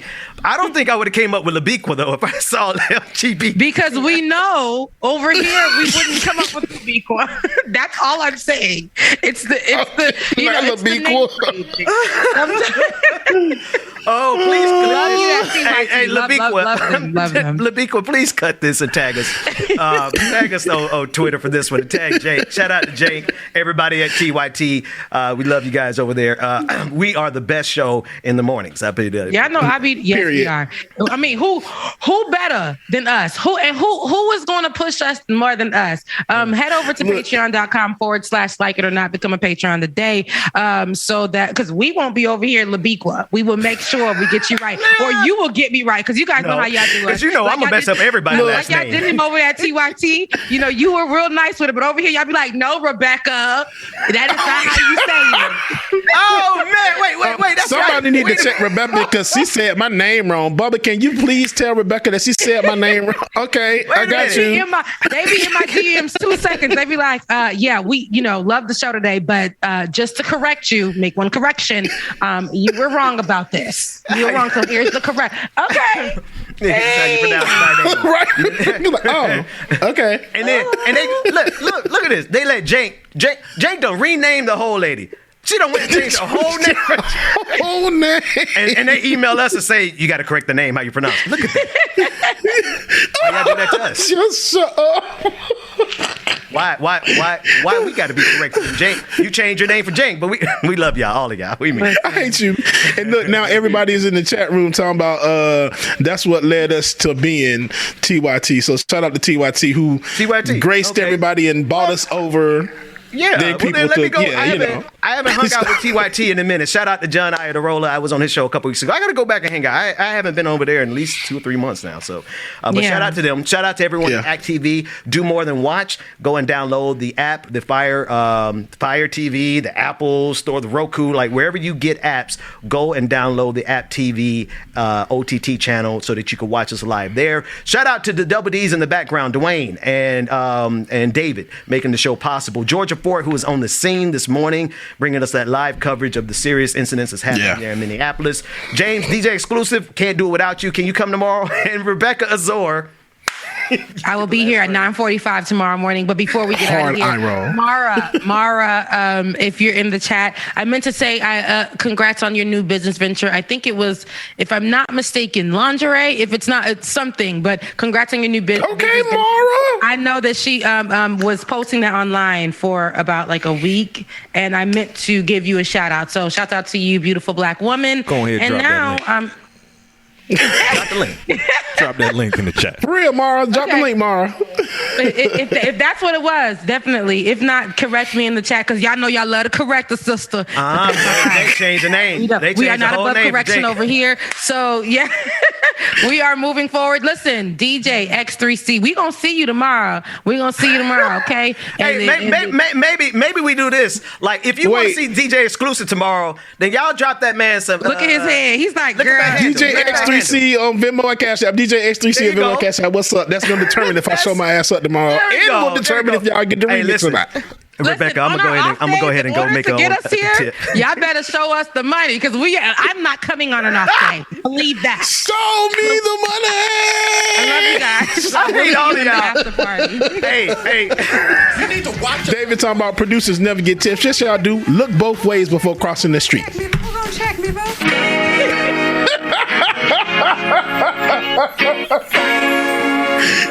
I hate y'all so much. Love you, David. Mean it.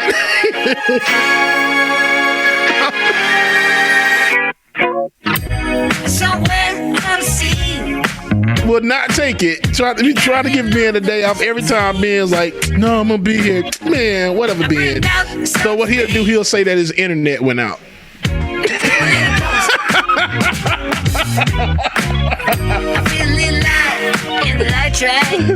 I can't stand y'all. Man, thank y'all again so much for joining this morning. Make sure that if you have not already, patreon.com/likeitandnot, patreon.com/likeitandnot, or patreon.com/the BPD show, y'all. After party starting soon. Y'all hop y'all tail on over there. And if you're not over there,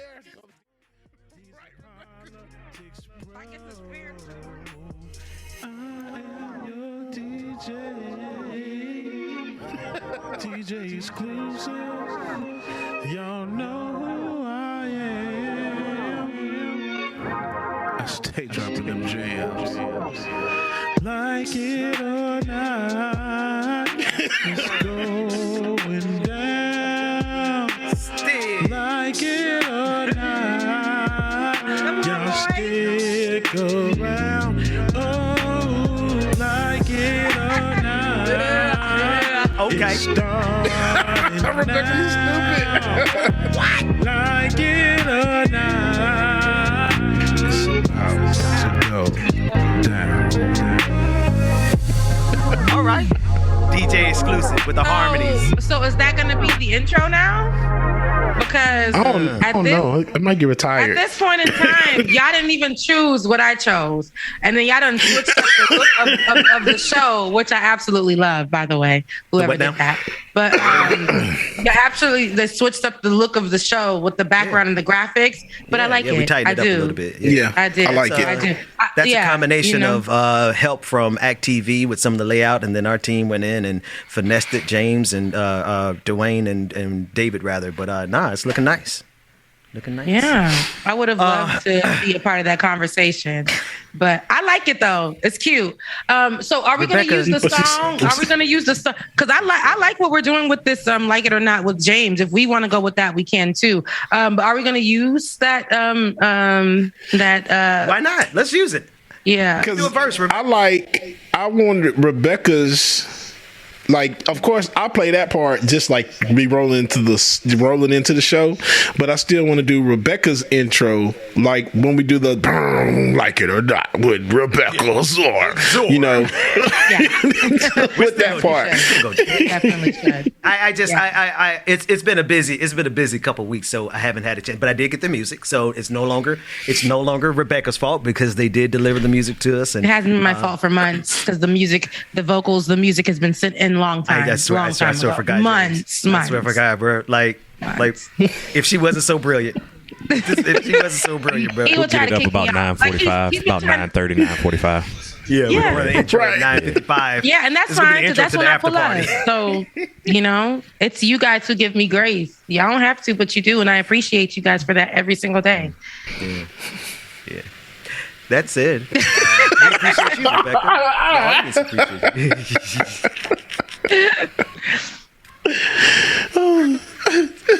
So you in the background trying to be shady, but you are part of the people that give me grace too. You guys Who, Dwayne? You guys are looking out for my well-being every single morning. Most of the time. Most of the time. Yeah. And that's why I love you guys. I love you guys because I got to do more than you guys. I'm not bald-headed. And I gotta pick outfits, pick a face, I gotta pick a lip color. Dang. I gotta be like, do I want to wear a bra or not? Like I gotta do those things because those are decisions that have to be. I can't just roll out of bed and just be like, let me just get on here. I gotta either put on a weave or not. Those are things that come with it. And yeah, I should wake up earlier, but I sleep past my alarm. That's been a thing for the last month. I need to probably get on some melatonin. Or if that does the opposite? I need to get on something that wakes me up. You need to leave I need to get on something that wakes me up because I've been sleeping a little longer lately. And that's not usually me, but a bitch is tired. A girl is tired. A bitch is tired. Welcome to the after party, where we don't make any apologies. What do we got on the docket today for the after party? We had a whole lot of stuff from yesterday that we didn't get to. We also have. Let's start with this clip. I know where we are. Let's start with this clip of Donald Trump. It took me a second. This clip of Donald Trump saying that he has done more for Christianity than anybody else in history. That's the paraphrase. Let's listen to him say it. There are between 90 and 100 million evangelicals in America. And as you know, our Flashpoint audience is highly motivated part of that group. What's your message to them? How should they stay engaged with you and the nation during this tumultuous time? So nobody has done more for Christianity or for evangelicals or for religion itself. That was it. He they didn't close it. I didn't even know what to say when we got back. I'm like, y'all, we back? Did he stop talking? The last part got clipped off. What he's saying is nobody's done more for Christianity than him. Okay. I mean, maybe Jesus? I don't know. Maybe Jesus. Maybe everybody else in the world has done more than Donald Trump has. As far as he's concerned, because he likes to think Jesus. of himself as a savior. He likes to think of himself as a Jesus in that time. And like it or not, he was for a lot of people. And that's how we got people to really, really be, even when he didn't win the presidency, to really be invested in oh my gosh, our savior is gone. We did not Biden didn't win, and a lot of crazies because they were Trumpists, and and that's what Trump likes to see himself as a Jesus Jr. He can't be that. He ain't no Jesus Jr. But he is somebody's savior. He is a cult leader for a lot of people. He's a leader, and not to say that Jesus is a cult leader. You know what I'm saying? Shout out to JC. But Big J, homie. Saying that, but Trump can't stand y'all. He has a large following, and And he does lead a flock of people who listen to his every word and hang on to it. They invest in it. They pray over it. They look at it like Trump, Donald Trump, verse 1, or chapter 3, verse 1. You know what I'm saying? Like, grab him by the PUSSY. They listen to that kind of stuff.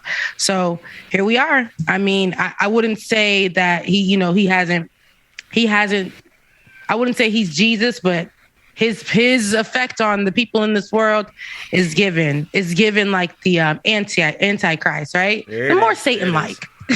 And no offense to the Satanists, I don't even know, because I know y'all probably offended too. I don't even know. Satanists looking at Christians like, y'all for real? Like, come on, y'all. I mean, Donald Trump of all people, that's who y'all gonna lift up as y'all savior.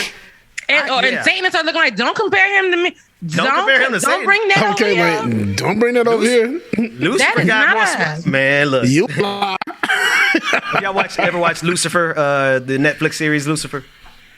No, but I know the guy on it. He's kind of handsome. No, it's good. It's really repetitive, but it's hilarious. And that Lucifer in particular is way better than Donald Trump. So yeah, shout out to the Satanists who are like, don't blame him on us. Nah, this is his own. So don't put that on me. It's him on us. The devil said he don't want nothing to do with Donald Trump. Let's go to the next clip. And keep in mind, upcoming. I thought that AP1 was just like real funny. That's exactly where I was going, James. Upcoming Patreon Party. Patreon Party Friday night, 80s theme, 90s theme. Let's run AP1. Posted your boyfriends yesterday. It's just a picture. Now Instagram is down. Just saying. Pull the picture up. Let's see. Y'all posted y'all boyfriends yesterday. Let's see that. AP1. They come on. We don't even they don't Dwayne got 5,000 jobs. I posted your boyfriends yesterday, and now IG is down. Just saying. Nobody like Rebecca a little bit. Nobody is posting their boyfriends to be embarrassed anyway. So I'm pretty sure nobody's. But this is the excuse that we're using. Like, if your man be like, so you know what I'm saying, like when you about to post me, I posted you yesterday, but IG happens to be down, so it never posted. James, so AP2 is better. Y'all know social media rules. Don't have no expectation to y'all be posted. Come on now. No, we don't post. Oh Lord, we don't post. What's men are embarrassing. They embarrass us. Next thing you know, you post right. And they're like, oh, that's him. Girl, oh, like, why are you like this? Why are you like this? Why she's? Oh my! You gotta listen to the audio on this. Okay, so what is it? Oh, it's this one is a video. Okay, let's watch this one.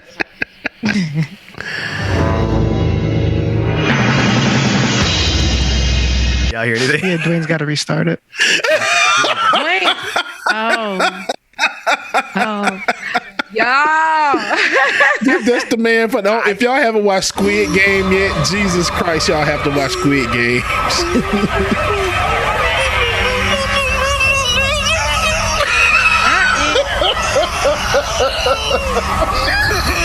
Annalise cheating. Do you see how crazy people were going?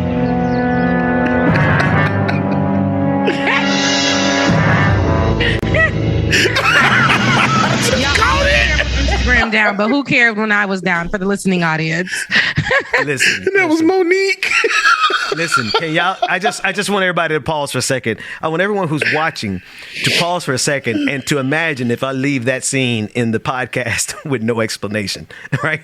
And just come here all this crying, my baby, my baby, all the explosions. I think I might leave it in there just to nah, that was wild. All these apps down and now Twitter starting to glitch. Let me tell you something. The fact that people were really like that yesterday, it's just like, oh my God, like you got people that you can actually reach out to. You got somebody's house that you can maybe drive to that's vaccinated. You got, you know what I'm saying? Like there are things that you could have done in that moment. And right. Wow, y'all see my little plum in the background. I got these plum. You see, it's really cute. But no, I usually block it with my head. Rebecca, is the foundation in your house slanted? Yeah, it's the camera that's been slanted. It feels like you're about to roll. Yeah, the camera's slanted. Mine doing the same thing because when I tell you I have so much problem with this camera, it's I let it do what it do. Dwayne gets me right because I let it do what it do. I literally be on here like it's on to what it's doing. We could probably one of the main things is I was like, I can't wait till we get in the studio so we can level off all of our cameras and do some other stuff. Ben, you're not coming to the studio. You saw my next sentence. So it's gonna be me and you, Rebecca, and Bubba in the studio, and like you are not coming. Like Ben's gonna be like, he gonna come in a whole if he do come. When my kids get vaccinated, I'm pulling up everywhere. But until such time, aren't they vaccinating kids now, though, Ben? No, not 12 and under, not yet. Okay, they're doing the trials and then I'm going to be honest with you, like all the promotion I am making of the vaccine. Let's be sure. I did. I had my own vaccine hesitancy. I waited till my entire family. I even waited till my mother took the vaccine. And I was like, okay. Thank you for sharing that. So with my kids, God bless. Listen. Look, God bless. For sharing that. But here's the thing. Like, y'all know what kind of lockdown we got. We got the highest level of protocol lockdown possible. Like, we could work for the CDC. So while we were waiting, we stayed on lockdown. And we're still waiting on the vaccine for the kids. So we're still on lockdown because I ain't bringing nothing home to my kids. And then after the vaccine is rolled out, God bless every single one of you who let your children go through the trials. I appreciate you. I'm still going to wait about 3 months and see how all the kids fare. And then I'll give it to my kids. That's just my personal process. But in the meantime, clank, we locked down. Now, when that vaccine comes through for the kids, though, I'm pulling up everywhere. I'm taking my kids back to school, and I'm dropping them off while the car is still rolling. I'm sorry. But Ben, you're going to be around Rebecca and I, who already been vaccinated, so you'll be okay. But then we're going to be 2 kids for Ben, because Ben thought I was such a child inside the people's office. Like, Ben used to be like, okay. We can't get no work done, James. What you doing, Ben? Hey, what you doing? I cannot. That's the other reason I can't get no work done when I'm in person with Rebecca, because she won't talk about everything. I'm like, so listen to what happened to me today. So when I was walking down the street, I saw like a penny on the floor, and so I said to myself, is it good luck to get the penny? And Ben be like, girl, if you don't sit down and just do something. And I was like, well, I just needed a break. And I felt like I was just writing so much that I needed like a break to just rest my mind or something. But you seem like you work really hard. What you writing about? What you writing about today? What you gonna talk about? And he just was so done with me. And so James, then what we did, I realized you go Valley Girl in person. Right. It depends on what mood she in and is what accent you get. You get her mad. If she starts talking Creole softly, run. That's all I got. But that said, James, it's like Rebecca's one of those kids in class who makes sure everybody else ain't getting their work done, and then at the last second, she brings out some brilliant work and like wait a minute, you just occupied my whole 90 minutes. And then 5 minutes into it, she starts her work, and then she does a great presentation. That's right. I have to take a breather to get That's that how she is. Done. Right. Like, I can't be like so focused on doing all day, because then I'm going to be like, oh, I can't do it. So if I break it up and I just go and give encouragement to my colleagues in the room, and I give you a little massage on the shoulders and be like, hey, we got to go. And then there's lunch break. And then there's lunch break. Yeah, everything goes good. It'd be funny, because then when we get on air, Ben be like, Heifer, when you came up with that? Right. Every time. All right. We got about 4 minutes left here. Do we have time for another clip, or y'all want to bid everyone farewell? I have a lot of things to catch up on in my life. I'm just kidding. It's up to you guys. It's your call. If you guys want to play another clip, I can squeeze in one clip. I got a hard out at 10:35 at the latest. Yeah. Okay. You have a hard what? Too, actually. A hard out. Okay. Okay, so David, you call it. You call the next two. Which one we got? I think they'll appreciate yours, AP5. AP5. I don't even know what it was. I just threw a link in there. All right, so let's see AP5. I need to go talk to the president. No, I don't. You know what? I don't have nothing more to say to you. I don't have nothing else to say to you. I don't care. You can't fire me. I don't work here. So you can't even tell me I'm fired. No, you got a got a lot of nerve. She gotta go home. No, go on. Go on about your business. No. Go on in your office. That's all I'm saying. I think, you know, you're showing out. And don't be saying the same thing. And don't be yelling at me. No, I don't care. I don't want your dad. You gonna get your daddy on me now? Yep. I want daddy. Well, then you go get your daddy. Go get your daddy. And I don't care. And tell him to bring Mickey Mouse and Donald Duck. How about that? Now, yeah, go get him. Oh man, that is too much. That would listen. If I have a kid, that's what I expect my kid to be like, sassy and telling everybody off in her baby language, and then have like somebody said, "Little Rebecca." A little Rebecca. A little Rebecca. I could see that. I could see that being my kid. Don't even know what she's arguing about. She's just arguing. She was going in, boy. That's what's up. Well, folks, we have come to it was her hand moments for me. She was like, it was the Borex for me. But what she put could little say mama clearly, back on the screen. What she could say clearly is, "I want daddy. But I want daddy." Yeah, girl. I want daddy. Oh my gosh! Somebody sent me a video yesterday. Oh, I want to see if I can get this. Talking about you always asking for your daddy, but he in jail somewhere. Oh Lord, that's below the belt. Thank you guys for tuning in to Like It or Not. Damn it, then you're going to make me talk about the 94 crime bill. Then I got to talk about Joe Biden. Then I got to talk about white supremacy. Have to be like, there are a lot of black fathers who are present. We just don't see it because it isn't on social media. Black fathers are in their children's lives. We don't. You're not going to get out of here on time. Pull the plug. In a social media post. And then I got to bring in Josh Lebs, who wrote the book on it, showing that black fathers are born. See, James. See, when we can't joke about certain stuff because we go turn. Because then I got to go get the hat and be like, social media wants you to believe that black men are not our parents in their children's lives, yet black daughters are asking for their fathers every day. Why is that, you ask? That's because they're in the household. They wouldn't be asking for a man who isn't there. And when they aren't there, that's when we see those women who are out and looking for that man that they need in the streets. In the streets. Thank you for tuning in to Like It or Not. More. Oh, you better be glad you cut off because I was about to say a lady in the streets and I was about to pick up right there. Not a baby. We're not going to talk about that. Headaches. Like it or not, is the shot. It's getting hot. Cause your baby got food stamps. Food stamps, smooth stamps. The government should pay for it anyway. Why have we commodified survival to the benefit of white supremacy? Anyway, go on, my brother. Go on, my brother. Solidarity, Grand Rising King, Grand Rising King and Queen. I'm about to post up that on my page. Do not tell me Grand Rising because I am not a biscuit. Okay? Do not. Oh my I'm screaming.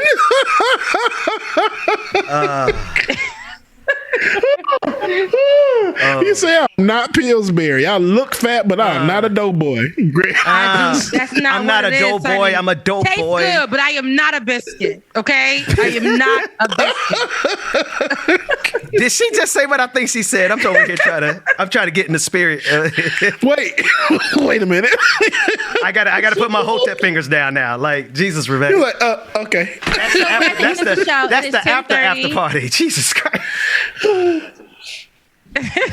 Well, folks, it's been a pleasure. Look, I'm about to get a lot of messages, and I'm prepared for that. But don't slide in her DMs. You already had the people go follow you on Instagram. Now you talking about that. Instagram is a personal space. Really about to follow you on Twitter. It's season 2. Come on over. My mom is still watching. We need to close with a word of prayer. Yeah, that's right. I love Jesus too. Oh my God! James, like you can love Jesus and you can love. Oh, we messing with you, girl. We know who you is. I know, Ben. I know. We're at Shout out to the African angels. It is Tuesday, you guys. There's no African angel anymore, but it's Tuesday, you guys. Go get you some tacos. I think I'm gonna. Because here at my here in my complex on Tuesdays they bring. On Tuesdays, they bring the taco truck to us. So I'm looking forward to, having some tacos today. I think I'm going to do shrimp since I'm on a little light diet, trying to get that waist in a little bit more. I'm going to do shrimp tacos. I ain't got nothing else to say, James. It's in your hands, bro. Let me see everybody Love tomorrow. you guys. Mean it. Bye. I can't stand y'all, man. Y'all, we greatly appreciate y'all for tuning in today and joining this show with these crazy. Make sure that y'all tune in tomorrow. Don't want to see y'all. Love y'all, mean it. We will see y'all tomorrow. Deuces. Maybe. Did you leave or not? You said that you meant to, but you forgot, and I never saw it coming. Should have been